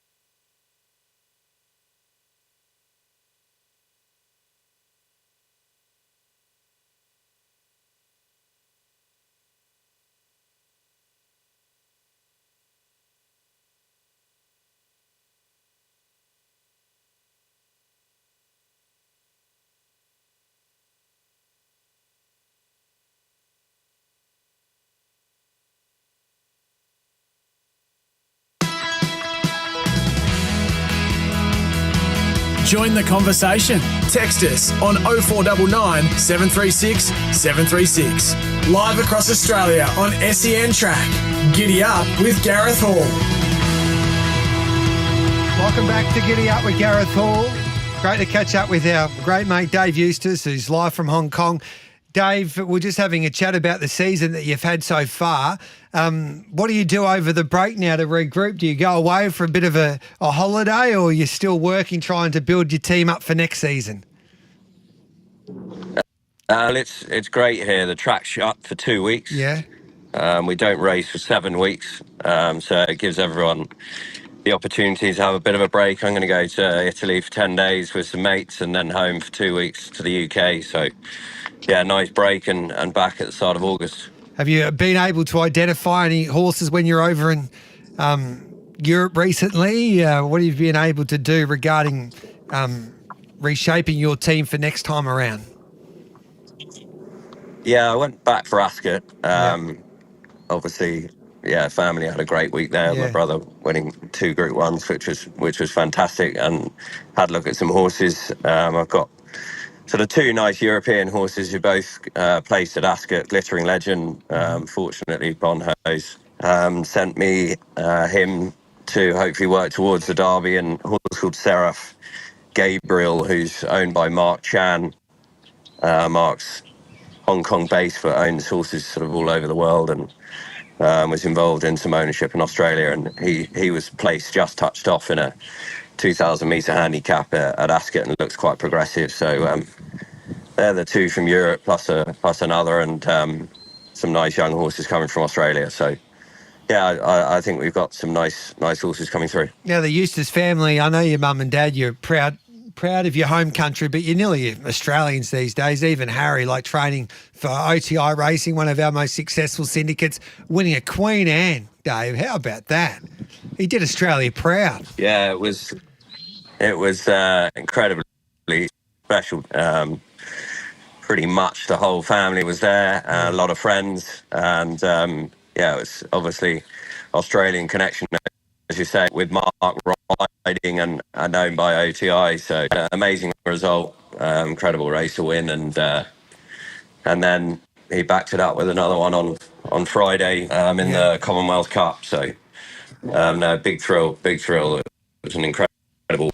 Yeah, it was great for Australian racing. Docklands, who featured in our features, and then he was able to win a Queen Anne down the straight there at Royal Ascot, their famous race. So it was great. It was a great result all round, and we're so happy for Harry and the Eustace family, Dave, and can't wait to see what you can do next year. You got a couple of my favourites in tonight since watching you closely. Your horses, Jumbo Fortune and Fortune Whiskey, are two of my favourites. How will they go today? Yeah, Jumbo's a star. Yeah. I think he's had 20 runs. He's been second 6 times. He's very, very rarely out of the placings, but he still hasn't quite got his head in front. So he's down the weights. He's drawn Aussie on board, Ben Thompson. Hopefully he can go out with a winner. And we're always gives his best. And Fortune Whiskey's racing really well. He's got a good gait. Ellis Wong rides, takes £5 off. Was second last time, and Ellis is in great form and knows the horse. So both will be, solid each way claims. And your greatest training performance, I reckon, next time around won't be on the track. They tell me, a little birdie tells me that Tom Papley's Bucks party will be heading to Hong Kong, and they're looking at you to help them with the organisation of that, Dave.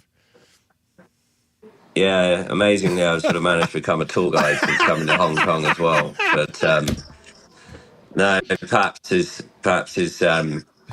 he was very, very helpful. I had to organise a Bucks in Sydney, and he was instrumental in that with the Carlton Swans game. So looking forward to returning the favour and catching up with him. So it'll be a lively weekend, I dare say. Yep.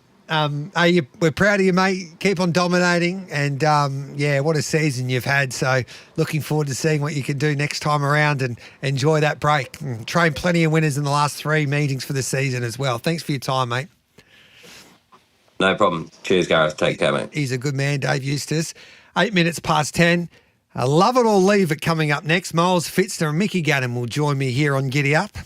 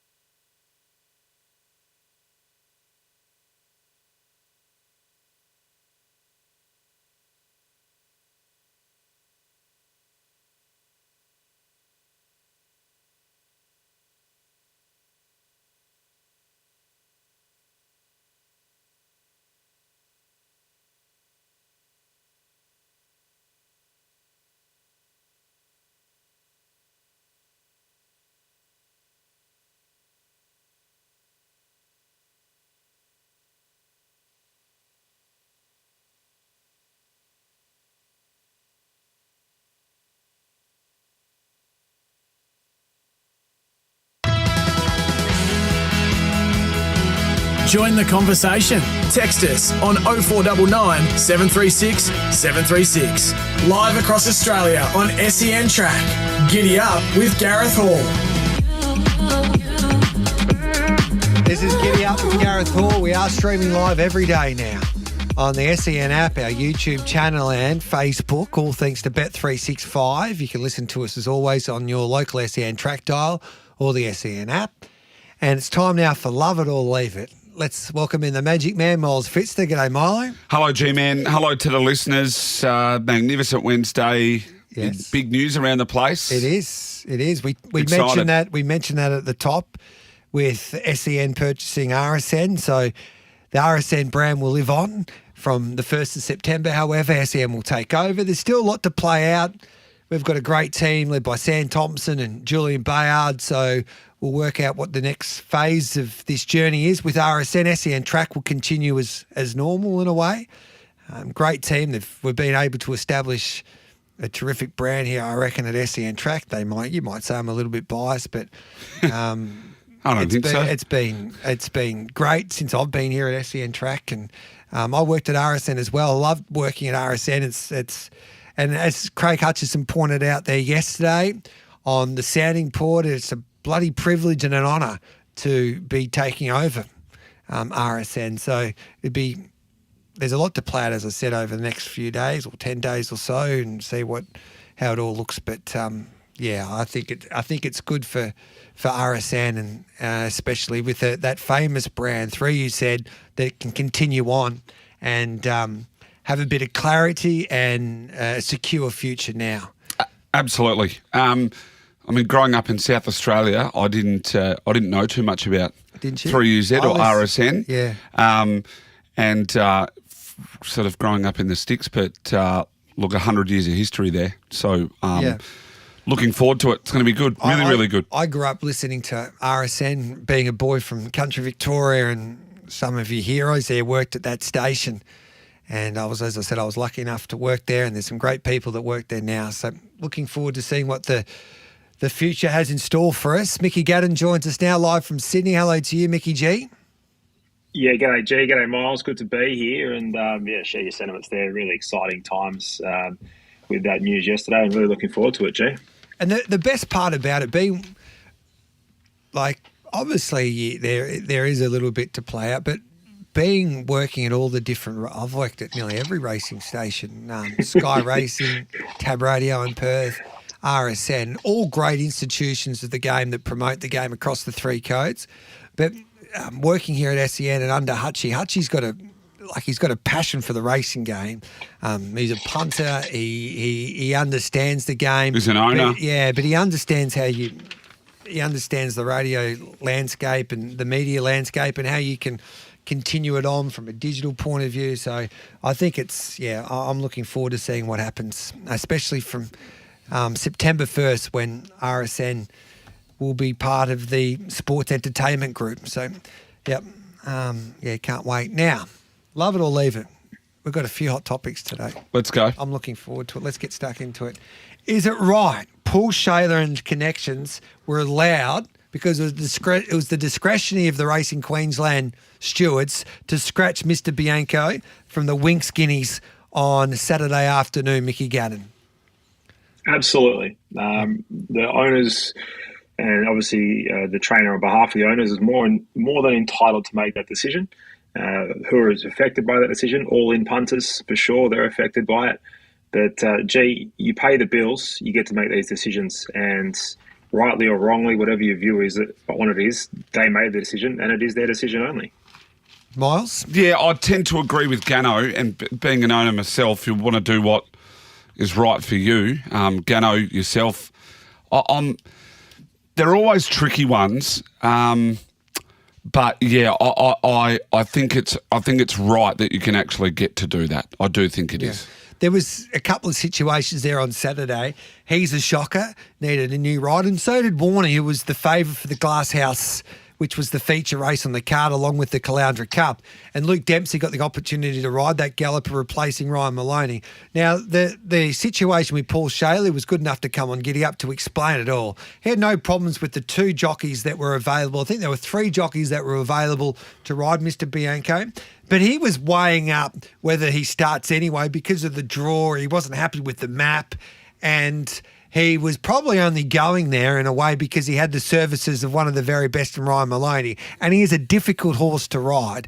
And usually riding him is Michael Rod, who's had a great association with the Shayla camp. So with the connections of Mr. Bianco, they decide, well, we can save him for Saturday. So that's what we'll do. He's a tough ride and for the best interest of the horse. And he also said for the best interest of the punters as well, because he's a difficult horse to ride. The best decision for them, Mickey Gannon, was to scratch him.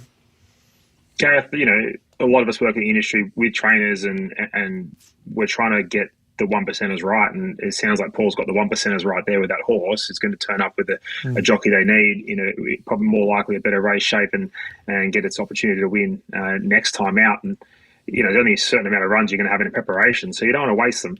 I think I'm all about it. It's good. And look, a couple of all-in punters have got beat, but just join the queue of all-in beats. They happen all the time. That's another sick beat. But we've had sick beats over the years. Like how many have we had? And you know a what? lot. And How's the list? Zaki, Cylinder. Let's just keep adding. And just from a putting perspective as well. So I was at the races and we had a syndicate on Saturday at Flemington and a few back Warney, and they didn't even know that Luke Dempsey was riding it. And then there was a few people blowing up. I would have cancelled. Well, you can't cancel your bet because that's just racing. And unfortunately, there was a lot of punters in that boat. Now, as we've seen in previous times as well, there's been jockeys that have had the late call up and they've been able to get the job done. And this won't be the first time it happens. It's just part of the sport, and that's why they call it punting. And it's a variable in racing, isn't Correct. it, G? Like, they do exist, and we're ignorant to think they don't. And sometimes we get a bit frustrated when they do exist because we think, oh, I've got this bet, I've got overs, and this is how it should be. But there are variables, and same as the race has been run at very slow tempos. It's easy to blow up, but it does happen. Now, let's have a look at the Horse of the Year categories. Now, in the Australian Horse of the Year, it's Milo's horse, no-brainer. V16, a home and host Milo. She's $1.01. She was home and host. I think on this very show, I got mocked. No, you didn't. Was it? It was in the afternoon. Mocked. It was in the afternoon. That I said she'd gone massive in the Queen Elizabeth. Yes. Behind Pride of Jenny. Yes. And Jules Valance got me, and he said, how can a horse go huge and lose by 8 lengths? Well, I can tell you why. Because the rest of them went slow, and it belted the living daylights out of the rest of them. But, so she's won. Sorry, I had to get that in. You did. Shout out to Jules. Yeah, no. We're good. We're good mates. Yeah, well, on that occasion, he wasn't. Yeah. Both mad, Milo and Jules. If you went out on a night out with Jules and Milo, strap yourself in. What do you mean?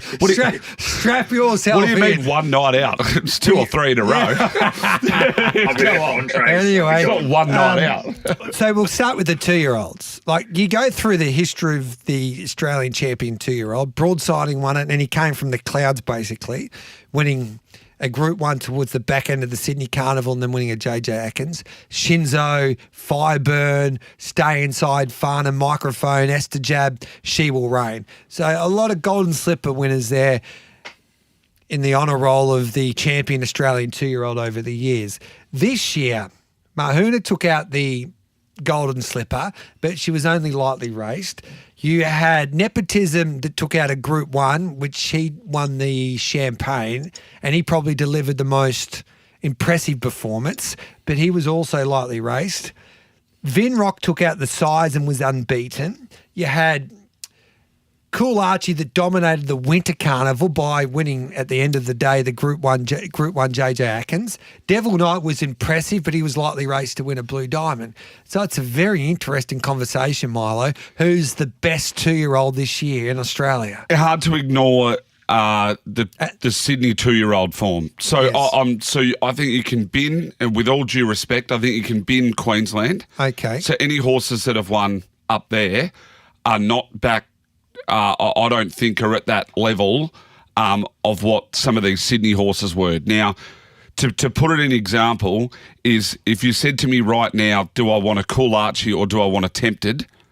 right? And so Tempted's won, the Percy Sykes Group 2, third in a slipper, and won the Group 2 Riesling. So I never mentioned Tempted, but she hasn't won a Group 1, and many say that she deserves to be 2-year-old of the year. Well, I think Tempted's probably got the best case of the horse that hasn't won a Group 1. And then you go, well, who's the horse that rolled Tempted? And that's Mahuna.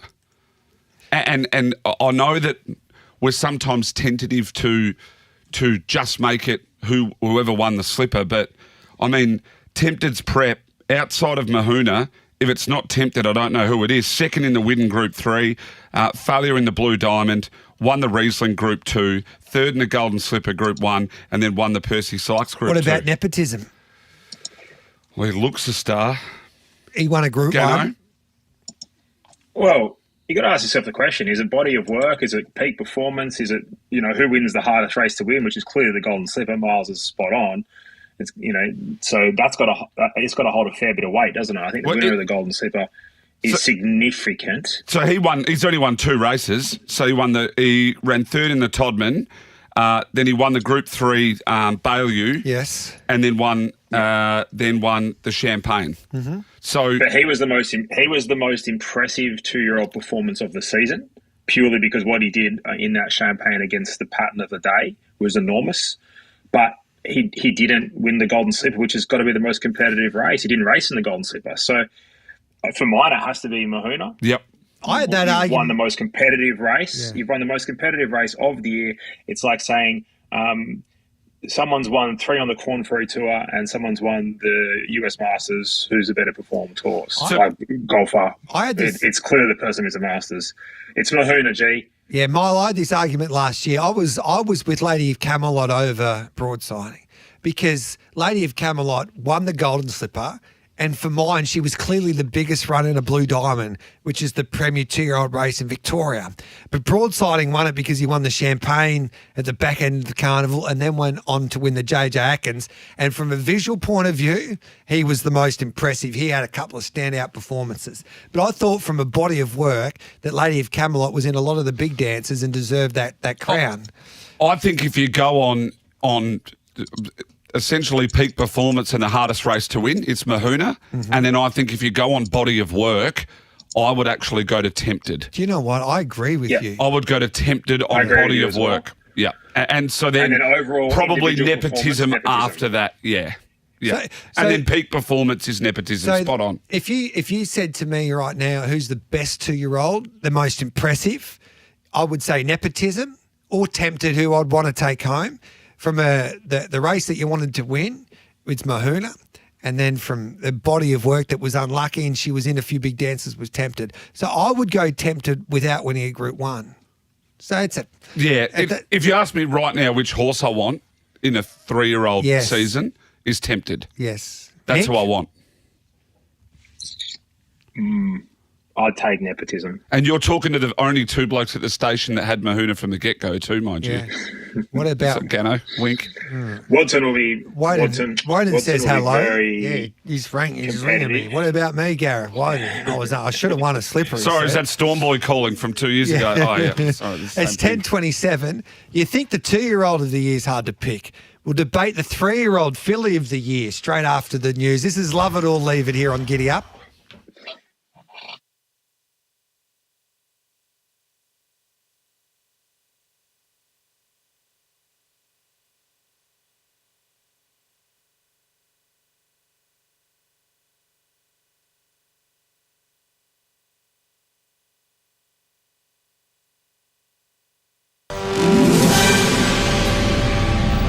Powered by Signet, making SEN news this hour. A large childcare provider is moving to put CCTV cameras in its centres following the arrest of a Melbourne daycare worker on sex abuse charges. Erin Patterson looks likely to appeal her guilty verdict following her second night in jail as a convicted murderer. Donald Trump has backflipped on his call to halt US weapons deliveries to Ukraine. And the Blues changing things up ahead of tonight's Origin decider against Queensland, ditching the tunnel walk out at Aqua Stadium. SEN.com.au Sport is coming up next. Carlton's Nick Newman will be staying at Icon Park after signing a contract extension. The defender, who has been struggling with injury this season, will remain in navy blue until at least the end of next season. Carlos Alcaraz through to the semi-finals at Wimbledon, brushing aside Cam Norrie in straight sets. And the Matildas 3-2 winners over Panama in their friendly in Perth.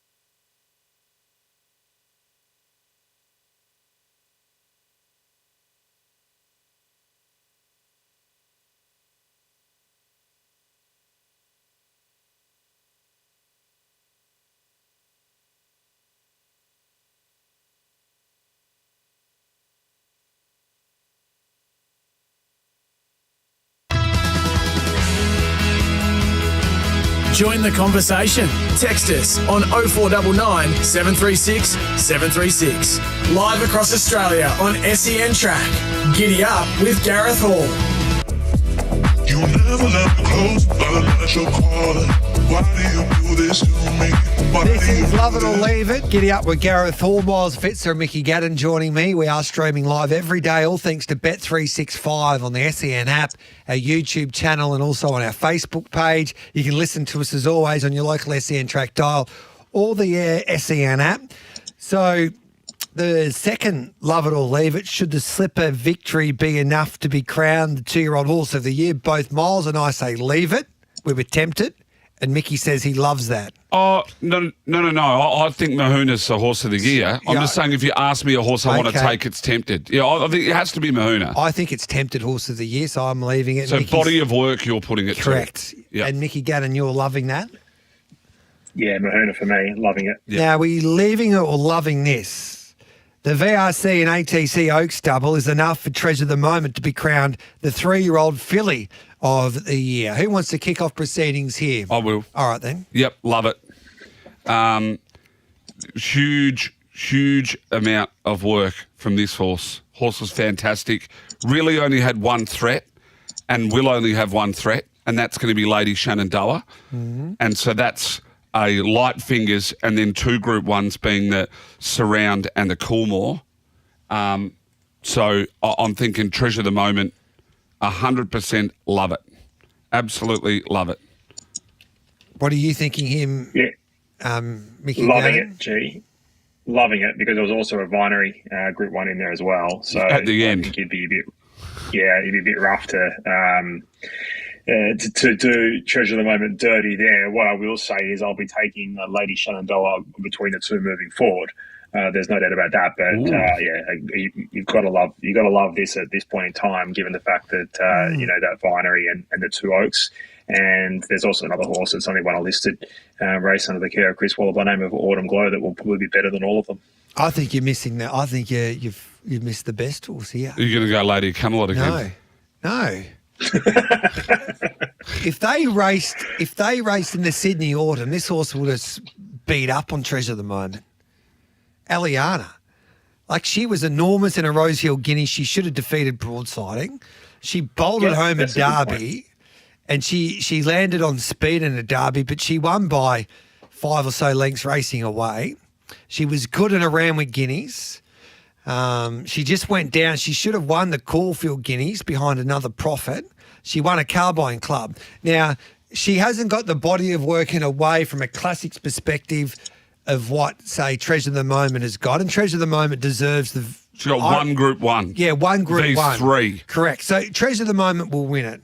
But the best performance out of a filly this year, I reckon, was the Derby victory, Mickey Gannon, of Aliana. And if they meet in the spring, I'd rather be with Aliana than Treasure of the Moment. Oh, what? Yeah. Over 2,000 metres, Yeah. I'm 100% Yeah. with you.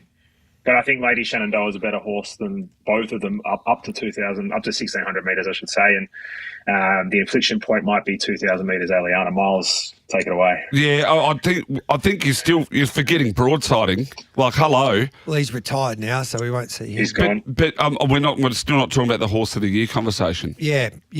Broadsiding. But he's not like. But he's a colt, so he's not in the fillies division. If you know We're just talking fillies. Yes. Well, mate, it's not even Aliana off the back of one derby. Treasure the Moment will win it on the back of 3 Group 1s. 100%. But Aliana had a what I considered an out-of-the-box unbelievable performance. Yeah. Like, if you go back and look at... Well, she should have beat broadsiding in that Guineas. Treasure the Moment was just kept racking up against horses that hit their peak like Tudaan, Lizzie and Benadryl. Who's a better horse, Aliana or Treasure the Moment? Treasure the Moment by a street. Oh, miles. Aliana by longer than miles a street. Aliana's... Treasure the Moment's 2 over 1,400, 2 over 16, 2 over 2,000, 1 over 2,400 and 1 over 2,500. And you want Aliana. Yeah, over Treasure the Moment. Work out a way to have a You guys are... What are you smoking? No, I wish I was... We'll just do a most Group 1 victories. We'll put a pull up. We'll put a poll up. Is that okay? Most Group 1 victories going forward from him right now. Correct, right now. Between Treasure the Moment and Aliana. Yes. Oh, yeah. Give me some of that. All right, then we will. I'll take some of that. And we don't need to put any money on it or lunch. It's all about our egos here. You guys are mad. Absolutely mad. Did you see a Derby win, Miles? Yeah, but that's one. Did you see a Guineas victory, Guineas effort behind broadsiding when she should have won? Well, I just see the effort behind linebacker in the Guineas. Oh, I thought linebacker was only there or thereabouts at the time. She's a stayer. Broadsiding, remember, got questioned. His ability got questioned. They were going, oh, well, he's not that good. He's not that good. And he's still rolled her. Yeah. And then she's popped out and won a derby by 5. And let's go through the derby field. Let's talk about the champions that are in this derby as we run through it. You guys are fair. About as good as the ones in the Oaks, I'd say, mate. We all knew the Phillies the Phillies were better than the Colts. Time will tell. Firm agreement. Chamois, probably the only one. Will he do it? Came out of winning a New Zealand derby and did it well, but had to travel. King of Thunder, Plymouth, Golden Century, pocketing. Well, who's he beaten? Well, time will tell, and this is why this game's a beautiful game, because it's all about opinions. We need to get Aidan O'Brien's grab up so I can keep playing it. If you get your opinion right, you get well rewarded in this game, and you were right last year, Milo, with Via Sistina. Now, the other question I pose to you, Lady Shenandoah or Autumn Glow going forward? Shenandoah, I think. I reckon Autumn Glow. She just needs to stay sound, but I reckon she's a generational type of filly. Mickey G. Not sure about that, but definitely Autumn Glow out of the two. Didn't he say that it's the best horse he's ever put a bridle on? Was there a quote or something like that at some point? Who? That Not a chance Waller would have said that. No, really. maybe. He said John it was one of the Massaro. best he's ever put a bridle on. Maybe John. Hey, let's take a break. So I think we all agree that Aliana's a better, or Mickey No, we and don't. I, No, we don't all agree. Mickey and I say we Aliana will be definitely a do better not all horse than Treasure the Moment, but we all agree that Treasure the Moment should be crowned Horse of the Year. Yeah, we all agree it's definitely Horse of the Year. Yeah. But going forward, on one derby win, and you guys, this horse just kept racking up Group 1s and destroying them for fun. We should get Damien Lane on this show because he's about to be the topic of conversation next, because he made nearly the biggest statement I've seen the Lane train ever make. It was big. We'll talk about that next. This is Love It or Leave It here on Giddy Up on this Wednesday morning.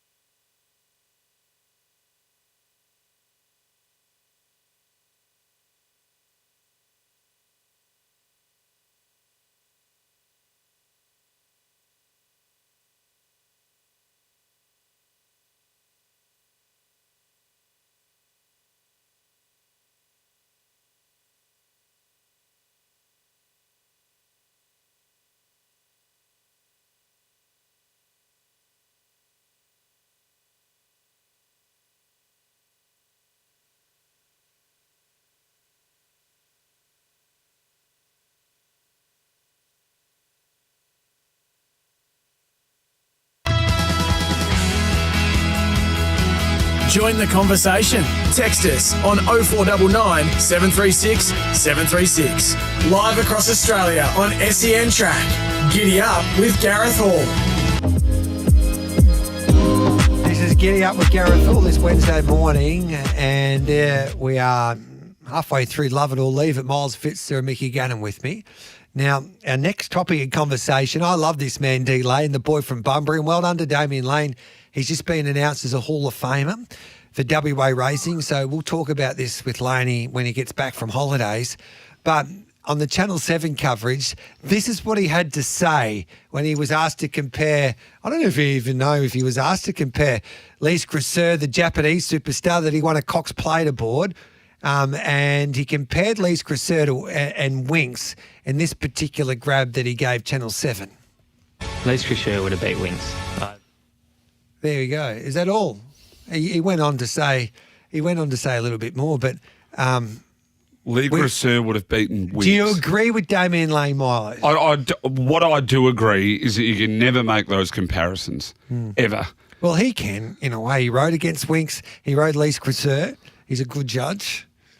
Yeah, very good judge. But I think you're comparing... I think you're comparing horses that don't ever need to be compared. I mean, we always ask the question about who do you take over 14 or 1600, 1400 between Winks and Black Caviar and Winks, and who's the greatest ever. And then you get in the conversations of this greatest ever, who was the best, who would have won. I mean, we're living in hypothetical land. And sometimes that's good fun. Yeah, it is good fun, but I find living in reality better, and I don't think when do you live in reality? Yeah, that's a very valid point. Let me straighten the ship here, Jay. Yeah, straighten the ship. I'll make it really clear. So Winks had of Winks 4 victories. She's gone a 110, 112, 111, and 115 and a half. And Legra share was a 108. So you do the maths at any given moment of those 4 victories, still a length off. No knock on D Lane. He's a superstar, and you got to value his opinion, but the figures don't back that up, and figures aren't everything in racing. No. G. They're both good horses, but we're talking body of work and performances in Cox Plates. Winks is clearly on top. Then if we're saying this about performances in Cox Plates, then Via Sistina would have beaten Winks. Well, that's what. Do you know what? They broke the track record. So Via Sistina beats Winks. But because Pride of Jenny was in that race. It's ran a faster time. Correct, because it was set up by it's hypothetical land. Correct. But wouldn't it be great if you had the perfect storm? Winks, Lise Cresseur, and Via Sistina competing in that Cox Plate. That's why Do you know who you take? Who? The horse that has the track record. Yes. And that's Via Sistina. What you're saying, so in a race if the Cox Plate was run like it did. You're telling me that 2 other horses in that race. That's the argument, say, with what we just track had. Track record. 100%. So, but we're talking about that situation, say, with Eliana and Treasure the Moment. It's basically how you think that they will develop going forward, how much improvement in them. And so it's more like it's impossible to answer that question away because you don't. D-Lane's comments are probably more about if obviously Winks would have been at the back end of her career as well. So I think the context, we may have left a bit of that context out, but everyone's entitled to their opinion and a bit of bias there with the horse he was riding as well, right? At the end of the day, what I'm loving is D-Lane having that strong opinion. Good on you, Laney. Sticking his neck out. If I ask you right now, Winks or Black Caviar, what do you say? Well, me, just Black straight Caviar. up. Black Caviar, because she was perfect. Black Caviar. Black Caviar because of the record. Well, record. It's the question. The question doesn't work because how many stayers have an unbeaten record? Stayers don't have unbeaten records. They're going to get beaten first and second up. So the question's just it's worse than hypothetical. It doesn't make sense. You know, if Winks was happened to be a sprinter and performed as well as she did to those figures, and it's just different. No, you can't compare them. Stayers will get beat. That's my Stayers point. will get beat. You can't compare them, but yeah, I understand that. But she was perfect, Black Caviar. When you think about the Group 1 she competed in, she travelled around the world and she was perfect. She did not get beat. And I always compare it. I know it's different sports, but Don Bradman only averaged 99. He wasn't perfect. MJ got beat in playoffs in basketball. So, but she was able to compete on the big stage and win. Usain Bolt got beat. Yeah. She didn't get beat, which is remarkable when you think It's about it. absolutely remarkable. Now, I need to take a break because we're about to talk about one of my favourite horses of all time, talking about the greatest of all time. We'll talk about the best. Hang on, how do you spell it? I'm just whacking it into Google like Gunnar said. Like Mickey and Fame. Fame. We'll take a break. We'll come back with more next. Fame.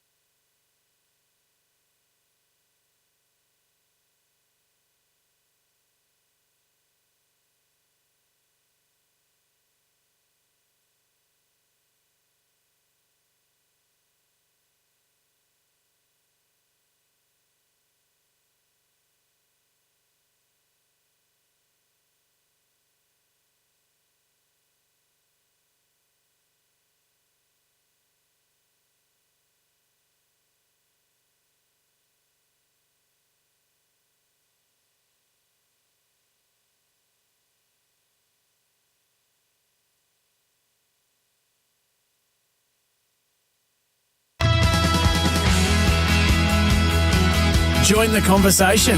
Text us on 0499 736 736. Live across Australia on SENtrack. Giddy up with Gareth Hall.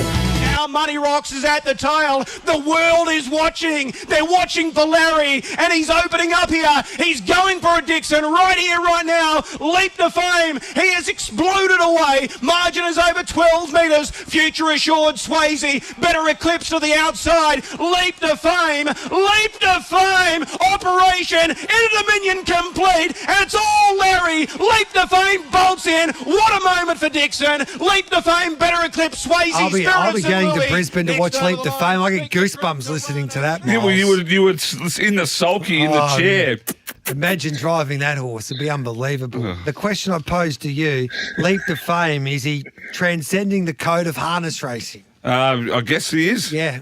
Well, do you know who he is? I know who he is. And I know Catch a Wave and I know Swayze and I know a few of the others that are in and around him. He's doing things that other horses haven't for some time. The gas. No, that's Catch a Wave. That's Catch a Wave. Is that what you asked? No. and Mickey Gannon, he's a champ. He's like all good horses, and a lot of the thoroughbred people and the trainers I talk to, they love a horse like Leap to Fame. Craig Cousins, the trainer of the Inflictor. So he's been doing great things for harness racing. They'll pack out Albion Park to watch him. Yeah, he's been doing good things for harness racing, G, but I'll be completely honest with you. Yep. As far as transcending the sport, other than you mentioning it to me and me going back and watching the replays and seeing how impressive this horse is, and I bet every day on horse racing, even the occasional greyhound gets across my desk. I haven't had a harness bet in probably 20 years. So other than maybe when you and Milo went to dinner and you give me a tip. That's about it. So remember it got a flat tyre. Remember it got a flat tyre that day? I didn't even know that happened. Thought they ran on rims. He's great for the game. I don't think he's transcending the sport to a point where you probably want to capture an audience like myself and other thoroughbred punters, but geez, his record's exceptional. And going back and actually watching some replays, you definitely should, punters, if you are a thoroughbred only, go back and have a look at this horse because he's very impressive. You should. Now, Zachy Tumbery's our great mate. He joins us in the studio for the final part of Love It or Leave It. G'day, Zachy. Morning, G. Welcome to Melbourne. Now, tell me this. Aliana or Treasure the Moment? Treasure the Moment. No, smart man. Every day. Oh, well, you can go halves in Miles' bill to us. So, looking at the poll at the moment, we've only had 34 votes. It's only been up for a couple of minutes. Treasure the Moment, 62%. Smart. Aliana, 38%. State of origin. Queensland taking on New South Wales. It's Jared Croker told me yesterday, the superstar from the Raiders. He owns one of the great harness horses in Captain's Knock. New South Wales, Zach, have got the best team on paper. They do. But Queensland's got the best spirit, and they will be playing for their captain in Cam Munster, who sadly lost his father. Yeah, that is correct. Yeah. Look, New South Wales definitely do have the best team on paper. Prior to Game 2, we were going to put up 11.5 as the line for Game 3. We changed that. We had to go 7.5, but that's been snapped up. 8.5 now. In terms of man of the match or Wally Lewis medal, Munster is very well supported, around $5. But Toto and Haas also, they're under an injury cloud. But look, all the best to Queensland. But as a Sydney boy, I think we wrap this up. I think we're $1.40, which is very short for Game 3. But I'm confident. Mickey, what's your play in the rugby league tonight? Blues will win. What's the line, Zachy? 8.5? Yeah, it is now. 7.5? 8.5 now, yeah. 8.5. I'd take Queensland on line. I think Blues will win. Obviously, the Blues 1 to 12 is probably the best bet. They'll prove too classy for them, G. And we'll be asking where their Queensland spirit is at full time. Really low scoring, yeah. This one. Yeah, it's 42.5 is the points. Yeah, it'll be these are always, when they get to Game 3 and it gets a little bit tighter. 42 is a lot of points for Origin. Well, remember Game 3 last year? It was like the first try wasn't until the 60-something minute. So the 42 is the over-under. The under's 42. There you go. Well, there's my bet. It depends, because sometimes if they score a couple of tries and the spice can come out of it, and then there's some easy tries scored at the back end of the match. But that was the best game I've watched in quite some time, Game 2. Game 2? Yeah. Game 2 was huge for them. No one thought that was going to happen. No. It was nearly one of the best comebacks. What do you think of the refs' performance? Yeah, Gareth? what was it, 8-0 to Queensland in the you refs? pathetic New South Wales. You want to complain Just asked you a about the question, mate. referees. Just asked you a question. I thought the best Don't get so side won defensive. because you didn't turn up in the early part, the Queenslanders. And do you know what? It was great for the series that Queensland won because we got game 3. And That's it. I reckon from a Something to talk Wally about. Lewis medal point of view, you got to back either Cameron Munster.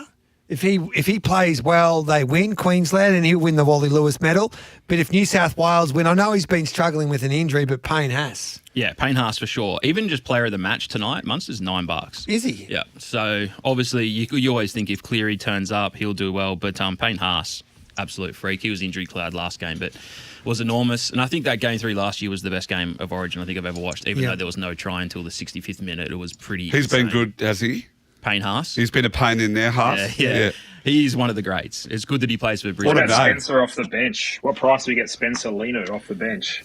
For man of the match? Yeah.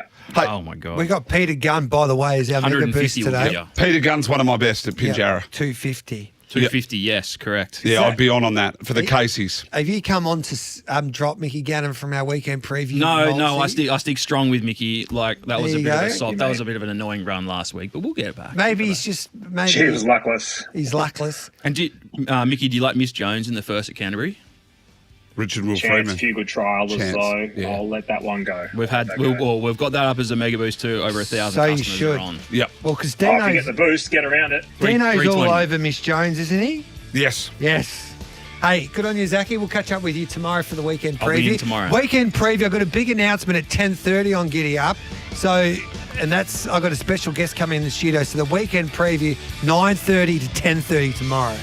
Have a great day.